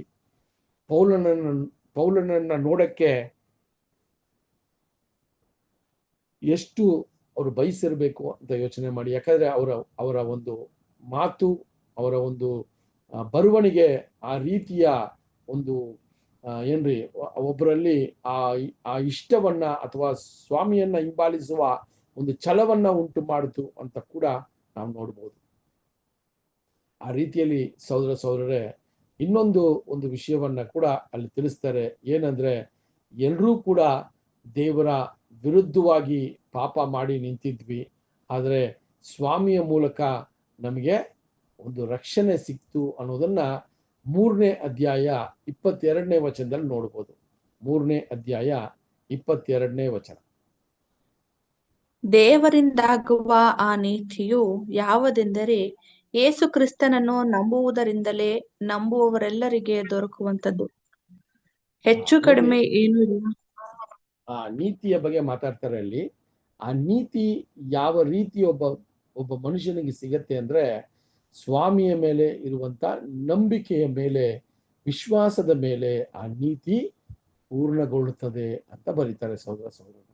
ಸೊ ನಮಗೆ ನಮ್ಮ ರಕ್ಷಣೆಗೆ ಸ್ವಾಮಿ ಎಷ್ಟು ಮುಖ್ಯ ಅಂತ ಅಲ್ಲಿ ಕೊರಿಂಥ್ಯ ಸಭೆ, ಅಲ್ಲಿ ರೋಮಾಪುರಕ್ಕೆ ಬರೀತಾರೆ ಆ ಸಭೆಗೆ ಸಹೋದರ ಸಹೋದರರೇ. ಅದರಲ್ಲಿ 23 ಕೂಡ ಓದಿ ಸಿಸ್ಟರ್. 23. ಎಲ್ಲರೂ ಪಾಪ ಮಾಡಿ ದೇವರ ಮಹಿಮೆಯನ್ನು ಹೊಂದದೆ ಹೋಗಿದ್ದಾರೆ. ನೋಡ್ರಿ, ಎಲ್ಲವೂ ಪಾಪ ಮಾಡಿ ದೇವರ ಒಂದು ಮಹಿಮೆಯನ್ನ ಅಥವಾ ದೇವರ ಒಂದು ಮಹಿಮೆಯನ್ನ ಒಂದಕ್ಕೆ ಅವ್ರ ಕೈಯಲ್ಲಿ ಆಗಿಲ್ಲ ಅಂತ ಬರೀತಾರೆ. ಅದರಿಂದ ರೋಮಾಪುರಕ್ಕೆ ಬರೆಯುವ ಈ ಪತ್ರದಲ್ಲಿ ಈ ಒಂದು ವಿಷಯದಲ್ಲಿ ಅವರು ಅತಿ ಹೆಚ್ಚಾಗಿ ಮುಖ್ಯವಾಗಿ ಬೇಕಾಗಿರುವಂತ ಬೋಧನೆಗಳ ಮೇಲೆ ಅವರು ಅದನ್ನ ಮಾತನಾಡಿದ್ರು ಅಂತ ಕೂಡ ನಾವು ನೋಡ್ತೀವಿ ಸಹೋದರ ಸಹೋದರ. ಯಾವ ರೀತಿ ಸ್ವಾಮಿ ಪರಿಶುದ್ಧವಂತರುಗಳು ಮಾತ್ರ ಅಲ್ಲ, ಅನೀತಿವಂತರಿಗೂ ಕೂಡ ಸ್ವಾಮಿ ಸತ್ರು ಅನ್ನುವಂಥ ವಿಷಯವನ್ನ 5ನೇ ಅಧ್ಯಾಯ 6ರಿಂದ 8 ವಚನಗಳನ್ನ ಓದೋಣ. ರೋಮಾಪುರಕ್ಕೆ ಬರೆದ ಪತ್ರಿಕೆ 5ನೇ ಅಧ್ಯಾಯ 6ರಿಂದ 8 ವಚನಗಳು. ನಾವು ಆಸಕ್ತರಾಗಿದ್ದಾಗಲೇ ಕ್ರಿಸ್ತನು ನೇಮಿತ ಕಾಲದಲ್ಲಿ ಭಕ್ತಿಹೀನರಿಗೋಸ್ಕರ ಪ್ರಾಣ ಕೊಟ್ಟನು. ನೀತಿವಂತರಿಗೋಸ್ಕರ ಯಾರಾದರೂ ಪ್ರಾಣ ಕೊಡುವುದು ಅಪರೂಪ. ಉಪಕಾರಿಗೋಸ್ಕರ ಪ್ರಾಣ ಕೊಡುವುದಕ್ಕೆ ಯಾವನಾದರೂ ಧೈರ್ಯ ಮಾಡಿದರೂ ಮಾಡನು. ಆದರೆ ನಾವು ಪಾಪಿಗಳಾಗಿದ್ದಾಗಲೂ ಕ್ರಿಸ್ತನು ನಮಗೋಸ್ಕರ ಪ್ರಾಣ ಕೊಟ್ಟದ್ದರಲ್ಲಿ ದೇವರು ನಮ್ಮ ಮೇಲೆ ತನಗಿರುವ ಪ್ರೀತಿಯನ್ನು ಸಿದ್ಧಾಂತಪಡಿಸಿದ್ದಾನೆ.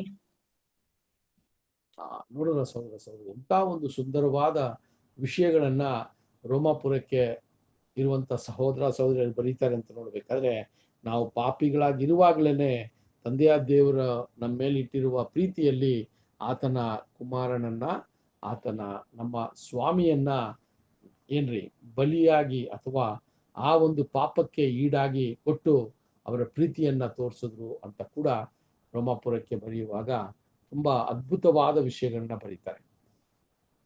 ಆ ರೋಮಾಪುರದಲ್ಲಿರುವಂತ ಸಹೋದರರಿಗೆ ಎಷ್ಟೋ ವಿಚಾರಗಳು ತಿಳುವಳಿಕೆ ಇಲ್ಲದೆ ಇರ್ಬೋದು, ಅಥವಾ ಅವ್ರು ತುಂಬಾ ದೂರ ಇರೋದ್ರಿಂದ ಯಹೂದ್ಯರ ಒಂದು ನಂಬಿಕೆ ಅಥವಾ ಸ್ವಾಮಿ ಮಾತನಾಡಿರುವ ಸುವಾರ್ತೆಯ ವಿಚಾರಗಳು ಅಷ್ಟು ಮಾಹಿತಿ ಇಲ್ಲದೆ ಇದ್ರು ಕೂಡ ಸಹೋದರ ಸಹೋದರರೇ, ಅವರು ಆ ನಂಬಿಕೆಯಲ್ಲಿ ದೃಢವಾಗಿದ್ರು. ಯಾವಾಗ ಪೌಲನು ಆ ಒಂದು ಪತ್ರದ ಮೂಲಕ ಇನ್ನೂ ಸ್ಪಷ್ಟವಾದ ಸತ್ಯದ ಬೆಳಕನ್ನ ಕೊಟ್ಟರೋ, ಆವಾಗ ಈ ರೋಮಾಪುರದವರು ತುಂಬಾನೇ ವಿಶ್ವಾಸದಲ್ಲಿ ಬೆಳೆಯೋರಾಗಿದ್ರು. ಅದಕ್ಕೆ ಅವರು ಅಬ್ರಹಾಮನನ್ನ ಹೋಲಿಸಿ ಬರೀತಾರೆ, ಯಾವ ರೀತಿಯ ವಿಶ್ವಾಸ ನಿಮ್ಮಲ್ಲಿರಬೇಕು ಅಂತ ಹೇಳುವಂಥದ್ದನ್ನ 4ನೇ ಅಧ್ಯಾಯ 16ನೇ ವಚನದಲ್ಲಿ ನೋಡ್ಬೋದು. 4ನೇ ಅಧ್ಯಾಯ 16ನೇ ವಚನ. ಆದ ಕಾರಣ ಆ ಬಾಧ್ಯತೆಯು ಕೃಪೆಯಿಂದಲೇ ದೊರೆಯುವಂತದ್ದಾಗಿರುವಂತೆ ಅದು ನಂಬಿಕೆಯ ಮೂಲಕ ಸಿಕ್ಕುತ್ತದೆ. ಹೀಗೆ ಆ ವಾಗ್ದಾನವು ಅಬ್ರಹಾಮನ ಸಂತತಿಯವರೆಲ್ಲರಿಗೂ, ಅಂದರೆ ಧರ್ಮಶಾಸ್ತ್ರವನ್ನು ಆಧಾರ ಮಾಡಿಕೊಂಡವರಿಗೆ ಮಾತ್ರವಲ್ಲದೆ ಅಬ್ರಹಾಮನಲ್ಲಿದ್ದಂತಹ ನಂಬಿಕೆಯುಳ್ಳವರಿಗೂ ಸಹ ಸ್ಥಿರವಾಗಿ ನಿಲ್ಲುವುದು. ನೋಡ್ರ ಸಹೋದರ ಸಹೋದರರೇ, ಅಬ್ರಹಾಮಲ್ಲಿದ್ದ ನಂಬಿಕೆಯನ್ನ ಹೋಲಿಕೆ ಮಾಡಿ ಬರೀತಾರೆ ಸಭೆಗೆ. ಆ ಅಬ್ರಹಾಮನಲ್ಲಿದ್ದ ಒಂದು ನಂಬಿಕೆ ಸ್ವಾಮಿಯನ್ನ ಹಿಂಬಾಲಿಸುವ ನಮಗೂ ಕೂಡ ಇದ್ರೆ ಅದು ಎಂತ ಒಂದು ಅದ್ಭುತದ ವಿಷಯ ಅಂತ ಕೂಡ ಆ ಸಭೆಗೆ ಆ ವಿಚಾರಗಳನ್ನ ತಿಳಿಸುವಂತದ್ದಾಗಿತ್ತು ಅಂತ ಕೂಡ ನಾವು ನೋಡ್ತೀವಿ ಸಹೋದರ ಸಹೋದರ. ಸೊ ಈಗ ಹತ್ತತ್ರ ನಾವು ಒಂದು 6 ಪುಸ್ತಕಗಳನ್ನ ನೋಡಿದ್ವಿ. ಈ 6 ಪುಸ್ತಕಗಳು ಕೂಡ ನಾವು ಗಮನಿಸಿದಾಗ ಇದೆಲ್ಲ ಕೂಡ ಅವರು ಮೊದಲನೆಯ ಪಯಣ, ಆ ಸಭೆಯನ್ನ ಭೇಟಿಯಾಗಿ ಆ ಮೊದಲನೇ ಪಯಣದ ಕೊನೆಯಲ್ಲೂ ಅಥವಾ 2ನೇ ಪಯಣದ ಒಂದು ಅವಧಿಯಲ್ಲೂ ಕೂಡ ಈ ಪತ್ರಗಳನ್ನ ಬರೆದಿರಬೇಕು. ಸೊ ಎಲ್ಲ ಕೂಡ ಈಗ ನಾವು ನೋಡಿದ್ದು ಇಷ್ಟು 6 ಪುಸ್ತಕಗಳು ಕೂಡ ಅವರು ಮಾಡಿದಂತ 3 ಪ್ರಯಾಣಗಳಲ್ಲಿ ಅದು ಬರೆದಿರೋದು ಅಂತ ಕೂಡ ನಮಗೆ ಮಾಹಿತಿ ಸಿಕ್ತು. ಆದರೆ ಈಗ ನೋಡುವಂಥ ಪತ್ರಗಳು ಒಂದು ವಿಶೇಷತೆಯನ್ನ ಹೊಂದಿರುವ ಪತ್ರಗಳಾಗಿದೆ. ಏಕೆ ಅಂತ ನೋಡ್ಬೇಕಾದ್ರೆ ಈ ಮುಂದೆ ಬರುವಂಥ ಪತ್ರಗಳನ್ನ ಲೆಟರ್ಸ್ನ ನಾವು ನೋಡುವಾಗ ಇದೆಲ್ಲ ಕೂಡ ಅವರು 3ನೇ ಪಯಣವನ್ನ ಮುಗಿಸಿ 4ನೇ ಪಯಣ ಅಥವಾ ರೋಮಾಪುರಕ್ಕೆ ಹೋಗಿ ಸೇರಿ ಅಲ್ಲಿ ಸೆರೆಮನೆಯಲ್ಲಿ ಇದ್ರಲ್ಲ ಇಲ್ವಾ, ಆ ಒಂದು ಸೀಸರ್ಸ್ ಸೆರೆಮನೆಯಲ್ಲಿ ಇದ್ರಲ್ಲ, ಆ ಸೆರೆಮನೆಯಿಂದಾನೇ ಬರೆದಿರುವಂತ ಪತ್ರಗಳು ಈಗ ನಾವು ನೋಡುವಂತ ಇಷ್ಟು ಪತ್ರಗಳು. ಸೊ ಇದು ಯಾವುದು ಅಂತ ನೋಡ್ಬೇಕಾದ್ರೆ ಎಫೆಸೈ ಸಭೆಗೆ ಬರೀತಾರೆ, ಫಿಲಿಪಿಯ ಸಭೆಗೆ ಬರೀತಾರೆ, ಕೊಲೋಸಿಯ ಸಭೆಗೆ ಬರೀತಾರೆ, ಫಿಲೋಮೆನ್ ಬರೀತಾರೆ, ಮತ್ತೆ ತಿಮೋತಿಗೆ ಬರೀತಾರೆ, ತೀತುಗೆ ಬರೀತಾರೆ. ಇದೆಲ್ಲ ಕೂಡ ಸಹೋದರರೇ ನೀವು ಗಮನಿಸಿದಾಗ ಇದೆಲ್ಲ ಕೂಡ ಅವರು ರೋಮಾಪುರಕ್ಕೆ ಹೋದ್ರಲ್ಲ, 4ನೇ ಪಯಣವನ್ನ ತಗೊಂಡು ಅಲ್ಲಿ ಚಕ್ರಾಧಿಪತಿಯಾದ ಸೀಸರ್ನ ನೋಡಕ್ ಹೋಗ್ತಾರಲ್ಲ, ಆ ಹೋಗಿ ಅಲ್ಲಿ ಸೆರೆಮನೆಯಲ್ಲಿ ಎಷ್ಟೋ ದಿನಗಳು ಇದ್ದು ಆ ಇದ್ದಿದ್ದ ಸಮಯದಲ್ಲಿ ಬರೆಯುವಂಥ ಪತ್ರಗಳೇ ಈ ಪತ್ರಗಳು. ಎಫೆಸಿಯ, ಫಿಲಿಪ, ಕೊಲೋಸಿಯ ಮತ್ತೆ ಫಿಲೋಮೆನೋ ಅಲ್ವಾ. ಫಿಲೋಮೆನ್ಗೆ ಬರೆಯುವಾಗ ಆತನ ದಾಸನಾಗಿರುವಂತ ಒನೇಸಿಮೋಸು ಪೌಲನ ಜೊತೆಯಲ್ಲಿ ಬಂದಿಯಾಗಿದ್ದ, ಆತನನ್ನ ಭೇಟಿಯಾಗಿ ಆತನ ಒನೇಸಿಮೋಸ್ ಅವರ ಯಜಮಾನನಿಗೆ ಬರೆಯುವಂಥ ಪತ್ರನೇ ಫಿಲಮಿನ್ ಪತ್ರ ಅಂತ ಗೊತ್ತು ನಮಗೆ. ಅದಾದ ನಂತರ ಅವರ ಕೊನೆಯ ಒಂದು ದಿನಗಳಲ್ಲಿ ತಿಮೋತಿಗೆ ಬರೀತಾರೆ, ಮತ್ತೆ ತೀತಿಗೆ ಬರೆಯುವಂಥ ಪತ್ರಗಳು ಅಂತ ನೋಡ್ತೀವಿ. ಸೊ ಆ ರೀತಿಯಲ್ಲಿ ನಾವು ನೋಡುವಾಗ ಸಹೋದರರೇ ಆ ಒಂದು ರೋಮಾಪುರದ ಒಂದು ಪ್ರಾಂತ್ಯದಲ್ಲಿ ಸೆರೆಮನೆಯಲ್ಲಿ ಇದ್ದಾಗ ಬರೆದಂಥ ಮೊದಲನೇ ಪುಸ್ತಕ ಯಾವುದು ಅಂತ ನೋಡ್ಬೇಕಾದ್ರೆ ಎಫೆಸಿಯರಿಗೆ ಬರೆಯುವಂಥ ಪತ್ರ. ಸಹೋದರರೇ ಯೋಚನೆ ಮಾಡಿ, ಒಬ್ಬ ವ್ಯಕ್ತಿ ಸೆರೆಮನೆಯಲ್ಲಿದ್ದು ಅವನು ಆ ಸೆರೆಮನೆಯಲ್ಲಿ ಇದ್ದಾಗ ಆ ಸಂಕಷ್ಟಗಳು ಅಲ್ವಾ, ಅವರಿಗೆ ಕಂಫರ್ಟ್ ಇರಲ್ಲ, ಯಾವುದೇ ರೀತಿಯಲ್ಲೋ ಒಂದು ಬಾಧೆ ಇತ್ತು. ಆದರೆ ಕೂಡ ಆ ಒಂದು ಬಾಧೆಯ ಮಧ್ಯದಲ್ಲಿ ಅವರು ಪತ್ರಗಳನ್ನು ಬರೆದು ಸಭೆಗೆ ಒಂದು ಸಾಂತ್ವನವನ್ನ ಎಚ್ಚರಿಕೆಯನ್ನ ಕೊಡುವಂತ ಒಂದು ಪದ್ಧತಿಯನ್ನ ಇಟ್ಕೊಂಡಿದ್ರಲ್ಲ, ಅದು ತುಂಬಾ ಮುಖ್ಯವಾದ ಒಂದು ವಿಷಯ ಸಹೋದರರೇ.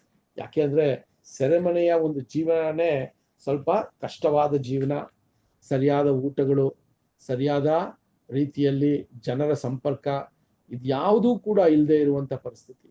ಆ ರೀತಿಯ ಪರಿಸ್ಥಿತಿಯಲ್ಲಿ 1 ದಿನ 2 ದಿನ ಅಲ್ಲ, ಎಷ್ಟೋ ದಿನಗಳು ಆ ರೋಮಾಪುರದಲ್ಲಿ ಅವರು ಸೆರೆಮನೆಯಲ್ಲಿ ಇದ್ರು ಅಂತ ಕೂಡ ನಾವು ನೋಡ್ತೀವಿ ಸಹೋದರರೇ. ಸೊ ಆ ರೀತಿಯಲ್ಲಿ ಅವರು ಸೆರೆಮನೆಯಲ್ಲಿ ಇದ್ದಾಗ ಎಫೆಸೆ ಸಭೆಗೆ ಬರೆಯುವಾಗ ಸಹೋದರರೇ ಯಾವ ರೀತಿ ಎಫೆಸೆ ಸಭೆಗೆ ಬರೀತಾರೆ ಅಂತ ನೋಡ್ಬೇಕಾದ್ರೆ ಎಫೆಸೆ ಸಭೆಯನ್ನ ಕೂಡ ಅವ್ರು ಭೇಟಿಯಾಗಿದ್ರು.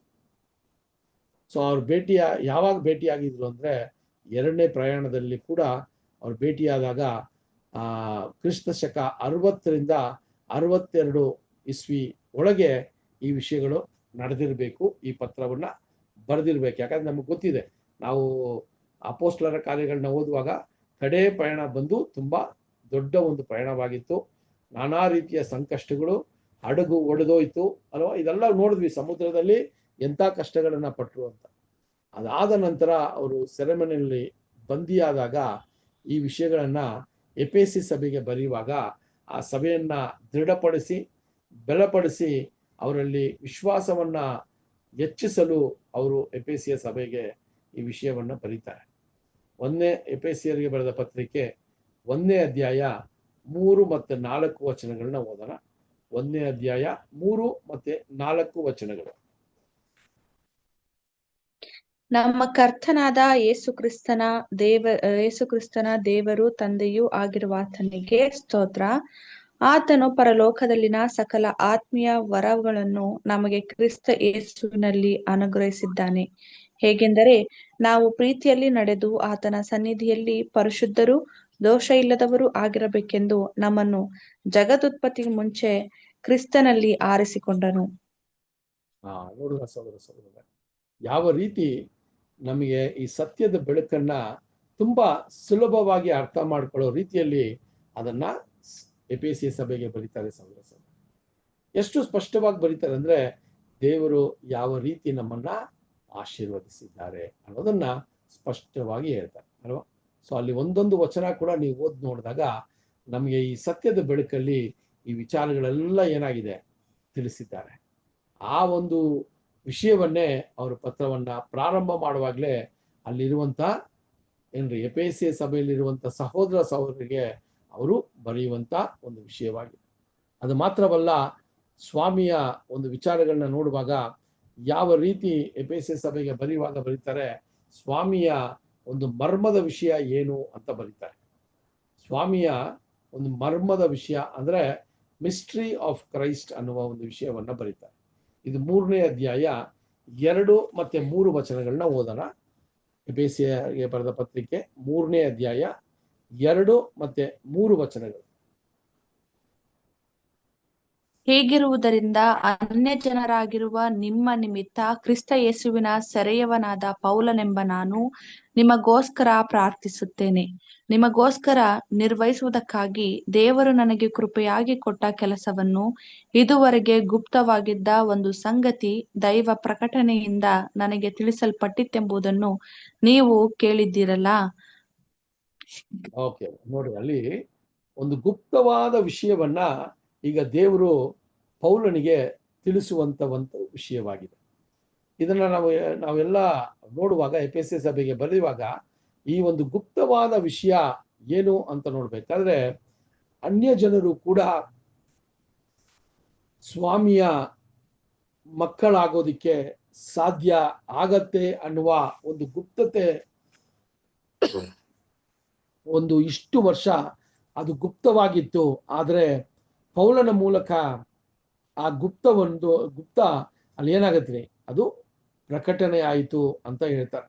ಆ ಗುಪ್ತವಾದ ವಿಷಯ ಏನು ಅಂದ್ರೆ ಅನ್ಯ ಜನರು ಕೂಡ ಸ್ವಾಮಿಗೆ ಮಕ್ಕಳು ಅಥವಾ ಏನಂತ ಬಾಧ್ಯರು ಅಂತ ಹೇಳ್ತೀವಲ್ಲ, ಆ ರೀತಿ ಸ್ವಾಮಿಗೆ, ಯೇಸು ಸ್ವಾಮಿಗೆ ಅವರು ಕೂಡ ಆ ರೀತಿಯ ಒಂದು ಅನುಭವದಲ್ಲಿ, ಆ ರೀತಿಯ ಒಂದು ರಿಲೇಶನ್ಶಿಪ್ ಅಲ್ಲಿ ಅವರು ಬರ್ತಾರೆ ಅನ್ನುವ ಒಂದು ಗುಪ್ತವಾದ ವಿಷಯ ಎಷ್ಟೋ ವರ್ಷಗಳು ಜನಕ್ಕೆ ಗೊತ್ತಿರಲಿಲ್ಲ ಅಂತ ಹೇಳುವಂಥದ್ದಾಗಿದೆ ಸಹೋದರ ಸಹೋದರರೇ. ಈ ಒಂದು ವಿಷಯ ದೇವರು ಆತನ ಸಂಕಲ್ಪದಲ್ಲಿ ಮಾಡೋದ್ರಿಂದ ಏನ್ ಮಾಡ್ತಾ ಇದ್ದಾರೆ ಅಂದ್ರೆ ದೇವರಿಗೂ ಅಥವಾ ಅಲ್ಲಿ ಅನ್ಯ ಜನರಿಗೂ ಅಥವಾ ಯಹೂದ್ಯರಿಗೂ ಇರುವಂತ ಒಂದು ದೊಡ್ಡ ಒಂದು ಗೋಡೆ ಅಲ್ಲಿ ಒಡೆಯಲ್ಪಟ್ಟಿತು ಅಂತ ಕೂಡ ಬರೀತಾರೆ. ಇದು 2ನೇ ಅಧ್ಯಾಯ 13ನೇ ವಚನವನ್ನ ಓದೋಣ. 2ನೇ ಅಧ್ಯಾಯ 13ನೇ ವಚನವನ್ನ ಓದೋಣ. ಈ ವಿಚಾರವನ್ನ ಬರೀತಾರೆ. ಈಗಲಾದರೋ ಮೊದಲು ದೂರವಾಗಿದ್ದ ನೀವು ಕ್ರಿಸ್ತ ಯೇಸುವನ್ನು ಸೇರಿದವರಾಗಿದ್ದು ಆತನ ರಕ್ತದ ಮೂಲಕ ಸಮೀಪಸ್ಥರಾಗಿದ್ದೀರಿ. ನೋಡಿದ್ರ, ಇದು ಅನ್ಯ ಜನರು ಅಥವಾ ಜೆಂಟೈಲ್ಸ್ ಅಂತೀವಿ, ಅಥವಾ ಯಹೂದ್ಯರು ಇಲ್ಲದೆ ಇರೋರು ಕೂಡ ಸ್ವಾಮಿಯ ಒಂದು ಯೋಜನೆಯಲ್ಲಿ ಅಥವಾ ಸ್ವಾಮಿಯ ಒಂದು ಯೋಜನೆಯಲ್ಲಿ ಯಾವ ರೀತಿ ಅನ್ಯ ಜನರು ಕೂಡ ದೇವರ ಮಕ್ಕಳ ಆಗೋದಿಕ್ಕೆ ಸಾಧ್ಯವಿದೆ ಅಂತ ತುಂಬಾ ಸ್ಪಷ್ಟವಾಗಿ ಬರೀತಾರೆ. ಅದರಲ್ಲೇ 14ನೇ ವಚನ ಕೂಡ ಓದೋದು ಸಿಸ್ಟರ್. 14ನೇ ವಚನ, ನಿಮ್ಮನ್ನು ನಮ್ಮನ್ನು ಒಂದು ಮಾಡಿದವನಾದ ಆತನೇ ನಮಗೆ ಸಮಾಧಾನ ಕರ್ತು ಆಗಿದ್ದಾನೆ.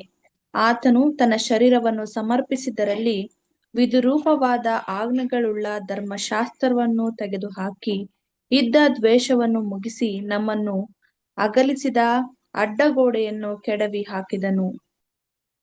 ನೋಡಿದ್ರ, ಅಡ್ಡಗೋಡೆಯನ್ನ ಕೆಡವಿ ಹಾಕಿದನು ಅಂತ ನೋಡ್ಬೇಕಾದ್ರೆ ಸ್ವಾಮಿ ಬಂದ ನಂತರ ಯೇಸು ಸ್ವಾಮಿಯ ಮೂಲಕ ಆ ಗೋಡೆಯು ಏನಾಗಿತ್ರಿ, ಒಡೆಯಿತು. ಸೊ ಈಗ ಸ್ವಾಮಿಯಲ್ಲಿ ಗ್ರೇಕನೂ ಇಲ್ಲ, ಯಹೂದ್ಯನೂ ಇಲ್ಲ, ಅನ್ಯ ಜನರು ಇಲ್ಲ ಅಂತ ಹೇಳುವಾಗ ಸಹೋದರ ಸಹೋದರರೇ, ಈಗ ಸ್ವಾಮಿಯ ಒಂದು ಯೋಜನೆಯಲ್ಲಿ ಅನ್ಯ ಜನರಿಗೂ ಕೂಡ ಒಂದು ದೊಡ್ಡ ಅವಕಾಶವನ್ನ ದೇವರು ಒದಗಿಸ್ಕೊಟ್ಟಿದ್ರು ಅನ್ನೋದನ್ನ ತಿಳಿಸ್ತಾ ಇದ್ದಾರೆ ಸಹೋದರ ಸಹೋದರ. ಅದರಿಂದ ನಾವೆಲ್ಲರೂ ಕೂಡ ದೇವರ ಒಂದು ಪರಾಮರಿಕೆಯಲ್ಲಿ ಇದ್ದೀವಿ ಅನ್ನೋದನ್ನ ಬರೀತಾರೆ. ಅದೇ 2ನೇ ಅಧ್ಯಾಯದಲ್ಲಿ 19ನೇ ವಚನವನ್ನ ಓದೋಣ. 2ನೇ ಅಧ್ಯಾಯ 19ನೇ ವಚನ. ಹೀಗಿರಲಾಗಿ ನೀವು ಇನ್ನು ಮೇಲೆ ಪರದೇಶದವರು, ಅನ್ಯರೂ ಆಗಿರದೆ ದೇವಜನರೊಂದಿಗೆ ಒಂದೇ ಸಂಸ್ಥಾನದವರು, ದೇವರ ಮನೆಯವರೂ ಆಗಿದ್ದೀರಿ. ನೋಡ್ರ ಸಹೋದರರೇ, ಯಾವ ರೀತಿ ಅನ್ಯ ಜನರಿಗೆ ಒಂದು ಒಂದು ಒಂದು ಶಾಂತವಾನದ ವಿಷಯ ಅಥವಾ ದೇವರ ಒಂದು ಮರ್ಮವಾದ ವಿಷಯವನ್ನ, ಗುಪ್ತವಾದ ವಿಷಯವನ್ನ ಅಲ್ಲಿ ಪೌಲನು ತುಂಬಾ ಕ್ಲಿಯರ್ ಆಗಿ ಸ್ಪಷ್ಟಪಡಿಸ್ತಾನೆ ಅನ್ನೋದನ್ನ ನಾವು ನೋಡ್ತೀವಿ ಸಹೋದರರೇ. ಸೊ ಅಲ್ಲಿ ಎಲ್ರೂ ಕೂಡ ದೇವರ ಒಂದು ಅನ್ಯೋನ್ಯತೆಗೆ ನೀವು ಎಲ್ರೂ ಕೂಡ ಬರ್ತೀರಾ ಅನ್ನುವ ಒಂದು ಮುಖ್ಯವಾದ ಒಂದು ವಿಷಯವನ್ನ ಪೌಲನು ಆ ಎಫೆಸಿಯ ಸಭೆಯಲ್ಲಿದ್ದಂಥ ಅನ್ಯ ಜನರಿಂದ ಬಂದಂತ ಕ್ರೈಸ್ತರಿಗೆ ಕೊಡುವಂತ ಒಂದು ಭರವಸೆಯ ವಿಷಯ ಅಂತ ಕೂಡ ನಾವು ನೋಡ್ತೀವಿ. ಅದಾದ ನಂತರ ಎಫೆಸಿಯ ಸಭೆಗೆ ಅವರು ಪತ್ರಗಳನ್ನು ಬರೆಯುವಾಗ ಆ ಪತ್ರದ ಕಡೆಯಲ್ಲಿ ಅವರು ಯಾವ ರೀತಿ ಗಂಡನು ಹೆಂಡತಿಯ ಒಂದು ಆ ಒಂದು ಸಂಬಂಧದ ವಿಚಾರವಾಗಿ ಸಭೆ ಮತ್ತು ಸ್ವಾಮಿಯ ಒಂದು ಸಂಬಂಧ ಯಾವ ರೀತಿ ಇದೆಯೋ ಆ ರೀತಿ ಇರಬೇಕು ಅನ್ನೋದನ್ನ ಅವರು ಹೇಳುವಂತ ವಿಷಯವನ್ನ ನಾವು ಎಲ್ಲಾ ಮದುವೆಗಳಲ್ಲೂ ಈ ವಚನಗಳನ್ನ ಓದ್ತೀವಿ ಅಲ್ವಾ. ಸೊ ಇದನ್ನ ಎಷ್ಟು ಕ್ಲಿಯರ್ ಆಗಿ ಅವರು ಸ್ಪಷ್ಟಪಡಿಸ್ತಾರೆ ಅಂತ ನೋಡ್ಬೇಕಾದ್ರೆ 5ನೇ ಅಧ್ಯಾಯ 25ನೇ ವಚನದಿಂದ 27ನೇ ವಚನ ತನಕ ಅಲ್ಲಿ ಅಲ್ಲಿ ಯಾವ ರೀತಿಯ ಒಂದು ಅಡ್ವೈಸ್ನ ಕೊಡ್ತಾರೆ ಅಂತ ನೋಡಿ. 5ನೇ ಅಧ್ಯಾಯ 25ರಿಂದ 27 ವಚನಗಳು. ಪುರುಷರೇ, ಕ್ರಿಸ್ತನು ಸಭೆಯನ್ನು ಪ್ರೀತಿಸಿದ ಪ್ರಕಾರವೇ ನಿಮ್ಮ ನಿಮ್ಮ ಹೆಂಡತಿಯರನ್ನು ಪ್ರೀತಿಸಿರಿ. ಆತನು ಅದನ್ನು ಪ್ರತಿಷ್ಠೆಪಡಿಸುವುದಕ್ಕಾಗಿ ತನ್ನನ್ನು ಒಪ್ಪಿಸಿಕೊಟ್ಟನು. ಅದನ್ನು ಕಳಂಕ, ಸುಕ್ಕು ಮುಂತಾದುದೊಂದು ಇಲ್ಲದೆ ಕನ್ನಿಕೆಯು ಎಂಬುವಂತೆ ಪರಿಶುದ್ಧವೂ ನಿರ್ದೋಷವೂ ಮಹಿಮೆಯುಳ್ಳದ್ದು ಆಗಿರುವ ಸಭೆಯನ್ನಾಗಿ ತನ್ನ ಎದುರಿನಲ್ಲಿ ನಿಲ್ಲಿಸಿಕೊಳ್ಳಬೇಕೆಂದು ವಾಕ್ಯೋಪದೇಶದ ಸಹಿತವಾದ ಜಲಸ್ನಾನವನ್ನು ಮಾಡಿಸಿ ಶುದ್ಧ ಮಾಡಿದನು. ಹಾಗೆಯೇ ಪುರುಷರು ಸಹ ಸ್ವಂತ ಶರೀರವನ್ನು ಪ್ರೀತಿಸಿಕೊಳ್ಳುವ ಪ್ರಕಾರವೇ ತಮ್ಮ ಹೆಂಡತಿಯರನ್ನು ಪ್ರೀತಿಸುವ ಹಂಗಿನವರಾಗಿದ್ದಾರೆ. ತನ್ನ ಹೆಂಡತಿಯನ್ನು ಪ್ರೀತಿಸುವವನು ತನ್ನನ್ನೇ ಪ್ರೀತಿಸಿಕೊಳ್ಳುವವನಾಗಿದ್ದಾನೆ. ಯಾರು ಎಂದು ಸ್ವಶರೀರವನ್ನು ಅಗೆ ಮಾಡುವುದಿಲ್ಲ, ಎಲ್ಲರೂ ತಮ್ಮ ಶರೀರಗಳನ್ನು ಪೋಷಿಸಿ ಸಂರಕ್ಷಿಸುತ್ತಾರೆ. ಸುಮಾರು ವಿಷಯಗಳನ್ನ ನಾವು ಪದೇ ಪದೇ ಕೇಳ್ತಾ ಇರ್ತೀವಿ ವಚನಗಳನ್ನ ಅಲ್ವಾ. ಸೊ ಪೌಲನು ಇಲ್ಲಿ ಸಭೆಗೆ ಬರೆಯುವಾಗ ಆ ಸಭೆಯಲ್ಲಿ ಇದ್ದಂತ ನ್ಯೂನತೆಗಳನ್ನ ನೋಡಿ ಅವರು ಒಂದು ಸಲಹೆಗಳನ್ನ ಕೊಡ್ತಾರೆ. ನೀವು ಹಿಂಗಿದ್ರೆ ಸ್ವಾಮಿಗೆ ಇಷ್ಟ ಆಗತ್ತೆ, ನೀವು ಯಾವ ರೀತಿ ಒಬ್ಬ ಕ್ರೈಸ್ತನಾಗಿ ಸ್ವಾಮಿಯನ್ನ ಹಿಂಬಾಲಿಸೋರಾಗಿ ನೀವು ನಡ್ಕೋಬೇಕು ಅನ್ನುವಂಥ ವಿಷಯವನ್ನ ಹೇಳ್ತಾರೆ. ಅದರಲ್ಲಿ ವಿಶೇಷವಾಗಿ ಅಲ್ಲಿ ಇರುವಂತ ಮನೆಯ ಯಜಮಾನನಿಗೆ ಅಲ್ಲಿ ಹೇಳುವಾಗ ಅಲ್ಲಿ ಹೇಳ್ತಾರೆ, ನೀವು ಪುರುಷರೇ ನೀವು ನಿಮ್ಮ ನಿಮ್ಮ ಹೆಂಡತಿಗಳನ್ನ ಪ್ರೀತಿಸಿರಿ ಅಂತ ಹೇಳುವಾಗ ಸ್ವಾಮಿ ಯಾವ ರೀತಿ ಸಭೆಯನ್ನ ಪ್ರೀತಿಸಿದ್ರು ಅಂತ ಕೂಡ ಬರೀತಾರೆ. ಸೊ ಇದೆಲ್ಲ ಅವರು ಬರೆಯುವಾಗ ಸಹೋದರರೇ ಆ ಒಂದು ಮಾಹಿತಿಯನ್ನ ಪಡ್ಕೊಂಡಿರೋ ಸಭೆಗೆ ತುಂಬಾ ಒಂದು ಬಲ ಕೊಡುವಂತ ಒಂದು ವಿಷಯವಾಗಿತ್ತು. ಸೊ ಆ ರೀತಿಯಲ್ಲಿ ನಾವು ನೋಡ್ಬೇಕಾದ್ರೆ ಸಹೋದರರೇ ಈ ರೀತಿಯ ಕಾರ್ಯಗಳನ್ನ ಅವರು ಬರೆಯುವಾಗ ಆ ಎಫೆಸ ಸಭೆಗೆ ಅವರು ಕೊಟ್ಟಂತ ಒಂದು ಏನಂತ ಹೇಳ್ಬೇಕಾದ್ರೆ ಒಂದು ಸಜೆಷನ್ಸ್ ಅಲ್ಲ, ಹೆಂಗೆ ಸಭೆಯಲ್ಲಿ ಯಾವ ರೀತಿ ಇರಬೇಕು ಅಂತ ಎಫೆಸ ಸಭೆಗೆ ಬರೆಯುವಾಗ ಅಲ್ಲಿ ಅತಿ ಹೆಚ್ಚಾದ ಒಂದು ಅನ್ಯ ಜನರಿಂದ ಬಂದಂತ ಕ್ರೈಸ್ತರು ಇರೋದ್ರಿಂದ ಅವರು ಇನ್ನೂ ಕೂಡ ಅವರು ಯಹೂದ್ಯ ಕ್ರೈಸ್ತರು ಅವ್ರನ್ನ ಅಂಗೀಕಾರ ಮಾಡಿರ್ಲಿಲ್ಲ, ಅವ್ರನ್ನ ಸಹೋದರ ಸಹೋದರಿ ಅಂತ ಭಾವಿಸ್ತಾ ಇರ್ಲಿಲ್ಲ. ಸೊ ಇದೆಲ್ಲ ನೋಡುವಾಗ ಪೌಲನು ಆ ಸಭೆಯಲ್ಲಿದ್ದಂಥ ಕೊರತೆಗಳನ್ನ ಅಲ್ಲಿ ತೋರಿಸುವಂತರಾಗಿದ್ರು ಅಂತ ಕೂಡ ನಾವು ನೋಡ್ಬೋದು ಸಹೋದರರೇ. ಸೊ ಈ ವಿಚಾರಗಳನ್ನ ನೋಡುವಾಗ ಅಲ್ಲಿ ಇಷ್ಟೆಲ್ಲ ಒಂದು ವಿಷಯಗಳನ್ನ ಹೇಳಿ ಅಲ್ಲಿ ಕಡೆಯದಾಗಿ ಆ 5ನೇ ಅಧ್ಯಾಯದಲ್ಲಿ ಹೇಳ್ತಾರೆ, ಈ ಒಂದು ರಹಸ್ಯವು ಸ್ವಾಮಿ ಮತ್ತೆ ಸಭೆಗೆ ಇರುವಂತ ರಹಸ್ಯವು ಅಂತ ಹೇಳಿ ಆ ಗಂಡ ಹೆಂಡತಿಗೆ ಇರುವಂತ ಆ ತುಂಬಾ ಒಂದು ಪರಿಶುದ್ಧವಾದ ಒಂದು ಅನುಭವ ಅಥವಾ ಪರಿಶುದ್ಧವಾದ ಒಂದು ಸಂಬಂಧಗಳ ಬಗ್ಗೆ ಅವರು ಮಾತನಾಡೋದು ನೋಡುವಾಗ, ಈ ಪರಿಶುದ್ಧವಾದ ಸಂಬಂಧ ಯಾವುದಕ್ಕೆ ಹೋಲಿಕೆ ಮಾಡ್ತಾರೆ ಅಂತ ನೋಡ್ಬೇಕಾದ್ರೆ ಸಹೋದರರೇ, ಅಲ್ಲಿ ಸ್ವಾಮಿಯ ವಿಚಾರದಲ್ಲಿ ನೋಡ್ಬೇಕಾದ್ರೆ ಆ ಒಂದು ಸ್ವಾಮಿಗೆ ಮತ್ತೆ ಸಭೆಗೆ ಯಾವ ರೀತಿಯ ಒಂದು ಪರಿಶುದ್ಧವಾದ ಒಂದು ಸಂಬಂಧ, ಪರಿಶುದ್ಧವಾದ ಒಂದು ವಿಚಾರಗಳಿದೆಯಲ್ಲ, ಅದೇ ಮಾದರಿಯಾಗಿ ಗಂಡ ಹೆಂಡತಿ ಒಂದು ಮಾದರಿಯಾಗಿರ್ಬೇಕು ಅಂತ ಕೂಡ ಬರೆಯೋದನ್ನ ನಾವು ನೋಡ್ತೀವಿ ಸಹೋದರ. ಅದರಿಂದ ಈ ವಿಚಾರಗಳು ನಮಗೆ ತುಂಬಾ ಮುಖ್ಯವಾದ ಒಂದು ಕಾರ್ಯಗಳು. ಸೊ ಸೆರೆಮನೆಯಲ್ಲಿ ಅವರು ಸುಮ್ಮನೆ ಕೂತಿರ್ಲಿಲ್ಲ, ಅಥವಾ ಸೆರೆಮನೆಯಲ್ಲಿ ಅವರು ಅವ್ರಿಗೆ ಇದ್ದಂತ ಬಾಧೆಗಳ ಮೇಲೆ ಗಮನ ಕೊಟ್ಟು ಅವ್ರು ಯಾವಾಗ್ಲೂ ಆ ಬಾಧೆಗಳನ್ನೇ ನೋಡಿಕೊಂಡು ಕೂತಿರೋರಾಗಿ ಇರಲಿಲ್ಲ. ಬದಲಾಗಿ ಅವರು ಸಭೆಗಳನ್ನ ತುಂಬಾ ಕಾಳಜಿಯಿಂದ ಅವ್ರು ಮಾಡಿದಂತ ಸುವಾರ್ತೆಯ ಒಂದು ಕೆಲಸವನ್ನು ಅವ್ರು ಏನ್ ಮಾಡ್ತಾ ಇದ್ರಿ, ಫಾಲೋ ಮಾಡ್ತಾ ಇದ್ರು. ಅಲ್ಲಿರುವಂತ ಸಭೆ, ಅಲ್ಲಿರುವಂತ ಸಹೋದರರು, ಅಲ್ಲಿರುವಂತ ಬೋಧನೆಗಳು, ಅಲ್ಲಿರುವಂತ ಸಹೋದರಗಳು ಯಾವ ರೀತಿ ತಪ್ಪಾದ ಒಂದು ವಿಚಾರವನ್ನ ಸಭೆಯೊಳಗೆ ತರಿಸುವ ಒಂದು ವಿಚಾರಗಳು, ಇದೆಲ್ಲವನ್ನ ಕೂಡ ಅವರು ಗಮನಕ್ಕೆ ತಂದಾಗ ಅದಕ್ಕೆ ಆದಂತ ಒಂದು ಎಚ್ಚರಿಕೆಯ ಮಾತುಗಳನ್ನ ಕೂಡ ಅವರು ಹೇಳ್ತಾ ಇದ್ರು ಅಂತ ನೋಡ್ತೀವಿ ಈ ಒಂದು ಪತ್ರಗಳ ಮೂಲಕ. ಸಹೋದರರೇ, ಸೊ ದೇವರ ಒಂದು ಚಿತ್ತ ಇದ್ರೆ ಬರುವಂತ ವಾರದಲ್ಲೂ ಕೂಡ ನಾವು ಮಿಕ್ಕಿರೋ ಒಂದು ಪತ್ರಗಳನ್ನ ಅವರು ಬರೆದಂತ ಸನ್ನಿವೇಶಗಳು, ಅದರಲ್ಲಿ ಇರುವಂತ ಮುಖ್ಯವಾದ ವಿಷಯಗಳನ್ನ ಬರುವಂತ ಒಂದು ವಾರದಲ್ಲಿ ಕೂಡ ನೋಡೋಣ. ಸೊ ನಾವು ಕೊರಿಂಥ್ಯ ಸಭೆಯನ್ನು ನೋಡಿದ್ವಿ ಇವತ್ತು ಅಲ್ವಾ, ಕೊರಿಂಥ್ಯ ಸಭೆ ವಿಚಾರವಾಗಿ ನೋಡಿದ್ವಿ. ಮತ್ತೆ ರೋಮಾಪುರಿಗೆ ಬರೆದಂತ ಪತ್ರದ ಮೂಲಕ ಅದರ ಒಂದು ಹಿನ್ನೆಲೆಯನ್ನು ನೋಡಿದ್ವಿ. ಮೂರನೇದಾಗಿ ಎಫೆಸ ಸಭೆಗೆ ಅವರು ಮೊದಲನೇದಾಗಿ ಅವರು ಸೆರೆಮನೆಯಲ್ಲಿದ್ದು ಬರೆದಂತ ಪತ್ರ ಎಫೆಸ ಸಭೆಗೆ ಬರೀತಾರೆ ಸಹೋದರರೇ. ಇದನ್ನ ಕೂಡ ನಿಮ್ಮ ಮನಸ್ಸಲ್ಲಿ ನೋಡಿ ಇಟ್ಕೊಂಡು ಅದನ್ನ ಮೆಲ್ಕಾಕ್ರಿ. ಸೊ ಈಗ ಈ ಒಂದು ವಿಚಾರವನ್ನ ತಿಳ್ಕೊಂಡು ಅಪೊಸ್ತಲರ ಕಾರ್ಯಗಳನ್ನ ಓದುವಾಗ ಯಾವ ಪತ್ರವು ಯಾವಾಗ ಬರೆಯಲ್ಪಟ್ಟಿತ್ತು ಅನ್ನೋದನ್ನ ಕೂಡ ನಮಗೆ ಸ್ಪಷ್ಟವಾಗಿ ಸಿಗತ್ತೆ. ಬರುವಂತ ದೇವರ ಚಿತ್ತವಿದ್ರೆ ಬರುವಂತ ವಾರದಲ್ಲಿ ಫಿಲಿಪಿಯರಿಗೆ ಬರೆದಂತ ಪತ್ರಿಕೆಯಿಂದ ಪ್ರಾರಂಭ ಮಾಡೋಣ. ದೇವರು ಈ ವಾಕ್ಯಗಳನ್ನ ಆಶೀರ್ವದಿಸಲಿ. ಇವತ್ತು ಕೂಡ ಈ ವಿಚಾರಗಳನ್ನ ನಾವು ಮೆಲ್ಕಾಗ್ದಾಗ ಅನೇಕ ವಿಚಾರಗಳು ನಿಮಗೆ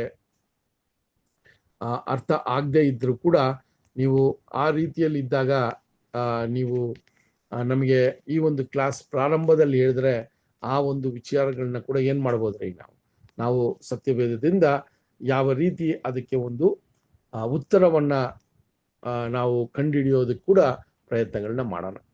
ಈ ದಿನದಲ್ಲೂ ಕೂಡ ಈ ಒಂದು ಕೂಟವನ್ನ ಮುಗಿಸುವ ರೀತಿಯಲ್ಲಿ ನಮ್ಮ ಮಧ್ಯದಲ್ಲಿ ಸಹೋದರ ಮೋಹನ್ ರಾಜ್ ಬ್ರದರ್ ಪ್ರಾರ್ಥನೆಯ ಮೂಲಕ ಮುಗಿಸ್ಬೇಕು ಅಂತ ಕೂಡ ಕೇಳ್ಕೊತೀನಿ. ಓಕೆ ಬ್ರದರ್, ಪ್ರಾರ್ಥನೆ ಮಾಡಿಕೊಳ್ಳೋಣ. ನಮ್ಮನ್ನ ಹೆಚ್ಚಾಗಿ ಪ್ರೀತಿ ಮಾಡಿದಂತ ಪರಲೋಕದ ಜೀವಳ ನಮ್ಮ ತಂದೆಯಾದ ದೇವರೇ, ಮತ್ತೊಂದು ಆವರ್ತಿ ನಿಮಗೆ ಕೃತಜ್ಞತೆಯನ್ನು ಸಲ್ಲಿಸ್ತೇವೆ. ಈ ಸಂಜೆ ವೇಳೆಯಲ್ಲಿ ನಮಗೆ ಕೊಟ್ಟಂತ ಅವಕಾಶಕ್ಕಾಗಿ ನಿನಗೆ ಸ್ತೋತ್ರ ಮಾಡ್ತೇವೆ ದೇವರೇ. ನಿನ್ನ ಜೀವಳ ವಾಕ್ಯಗಳನ್ನು ಕೇಳಿಸಿಕೊಳ್ಳುವಂತೆ ಮತ್ತು ಈ ಆನ್ಲೈನ್ ಮೂಲಕ ಅನೇಕ ಸಹೋದರ ಸಹೋದರಿಯರು ಸೇರಿ ಅರ್ಥ ಮಾಡಿಕೊಳ್ಳುವಂತ ಜ್ಞಾನದಲ್ಲಿ ಮತ್ತು ಕೊಟ್ಟಂತ ಸಮಯಕ್ಕಾಗಿ ನಿಮಗೆ ಸ್ತೋತ್ರ ಮಾಡ್ತೇವೆ. ಈ ಸಂದರ್ಭದಲ್ಲಿ ತಂದೆಯಾದ ದೇವರೇ, ಬ್ರದರ್ ಅವ್ರ ಮೂಲಕ ನಮ್ಮೊಟ್ಟಿಗೆ ನೀನು ಮಾತನಾಡಿದ್ದೀನಿ, ಸ್ತೋತ್ರ. ಅಪೊಸ್ತಲ ಪೌಲನು ತನ್ನ ಸೇವೆಯಲ್ಲಿ ಆತನ ಸೆರೆಮನೆಯಲ್ಲಿದ್ದರೂ ಕೂಡ ಅನೇಕ ವಿಷಯಗಳನ್ನು ಸಭೆಗಳಿಗೆ ಬರೆಯುವಂತ ಪತ್ರಗಳಲ್ಲಿ ಅನೇಕ ಸಭೆಯವರು ಯಾವ ರೀತಿಯಲ್ಲಿ ಜೀವಿಸ್ಬೇಕು, ಹೇಗೆ ಜೀವಿಸ್ಬೇಕು ಎಂಬುದರ ಕುರಿತು ಅನೇಕ ವಿಷಯಗಳನ್ನು ಆತನು ಬರಿತಿರುವಾಗ ಅವುಗಳನ್ನು ಕೇಳಿ ಸಭೆಯವರು ಬದಲಾವಣೆ ಆಗುವಂತ ಸಂಗತಿಗಳನ್ನು ನಾವು ಈ ದಿನದಲ್ಲಿ ಕಲ್ತ್ಕೊಳ್ಳುವಂತೆ ಕೃಪೆ ತೋರಿಸಿ ಸ್ತೋತ್ರ. ಇನ್ನು ಪೌಲನ ಕುರಿತು ಇನ್ನು ಆತನ ಸೇವೆ ಕುರಿತು ಅನೇಕ ವಿಷಯಗಳನ್ನು ಇನ್ನೂ ಕಲಿಕ್ಕೆ ನಮಗೆ ಸಹಾಯ ಮಾಡು. ಬ್ರದರ್ ಅವರನ್ನ ಆಶೀರ್ವಾದ ಮಾಡಪ್ಪ, ಅವರ ಕುಟುಂಬನ ಆಶೀರ್ವದಿಸು, ಇನ್ನು ಹೆಚ್ಚಿನ ಜ್ಞಾನದಲ್ಲಿ ಅವ್ರ ನಡೆಸ್ರಿ, ಅವರಿಗೆ ಆರೋಗ್ಯ ಭಾಗ್ಯವನ್ನು ಕೊಟ್ಟು ನಡೆಸ್ರಿ ಅಂತ ಬೇಡ್ಕೊಳ್ತೇವೆ. ಮತ್ತು ಬರೋ ವಾರದಲ್ಲಿ ಇನ್ನೂ ಅನೇಕ ವಿಷಯಗಳನ್ನು ಕಲಿಕ್ಕೆ ನಮಗೆ ಸಹಾಯ ಮಾಡು. ಸೇರಿ ಬಂದಿರತಕ್ಕಂಥ ಎಲ್ಲಾ ಸಹೋದರ ಮತ್ತು ಸಹೋದರಿಯರೆಲ್ಲರ ಕುಟುಂಬಗಳನ್ನು, ಅವ್ರ ಮಕ್ಕಳನ್ನ ಎಲ್ಲರನ್ನ ಆಶೀರ್ವದಿಸಿ ಬಲಪಡಿಸು. ಇನ್ನು ಹೆಚ್ಚಿನ ವಿಷಯಗಳನ್ನು ಕಲ್ತ್ಕೊಳ್ಳಿಕ್ಕೆ ನಾವೆಲ್ಲರೂ ಸೇರಿ ಬರುವಂತೆ ಕೃಪೆ ಮಾಡಬೇಕೆಂದು ನಿನ್ನ ಒಬ್ಬನೇ ಕುಮಾರ ನಮ್ಮ ರಕ್ಷಕನು ಒಡೆಯನಾದ ಯೇಸು ಕ್ರಿಸ್ತನ ನಾಮದಲ್ಲಿ ಬೇಡಿ ಹೊಂದಿದ್ದೇವೆ ತಂದೆಯೇ, amen. Amen. Thank you Thank you, brother. ಧನ್ಯವಾದಗಳು. ಎಲ್ಲ ಬ್ರದರ್ಸ್ ನಮಸ್ತೆ. Brother, good night. ನಮಸ್ತೆ all brothers and ಎಲ್ಲರಿಗೂ sisters. ನಮಸ್ತೆ. Good night. ಎಲ್ಲರಿಗೂ good night. Good night. Good night. Thank you brother. ಎಲ್ಲ ಬ್ರದರ್ ಸಿಸ್ಟರ್ ನಮಸ್ತೆ. Good night. ನಮಸ್ತೆ ಸಿಸ್ಟರ್. ನಮಸ್ತೆ ಬ್ರದರ್ ಎಲ್ಲರಿಗೂ.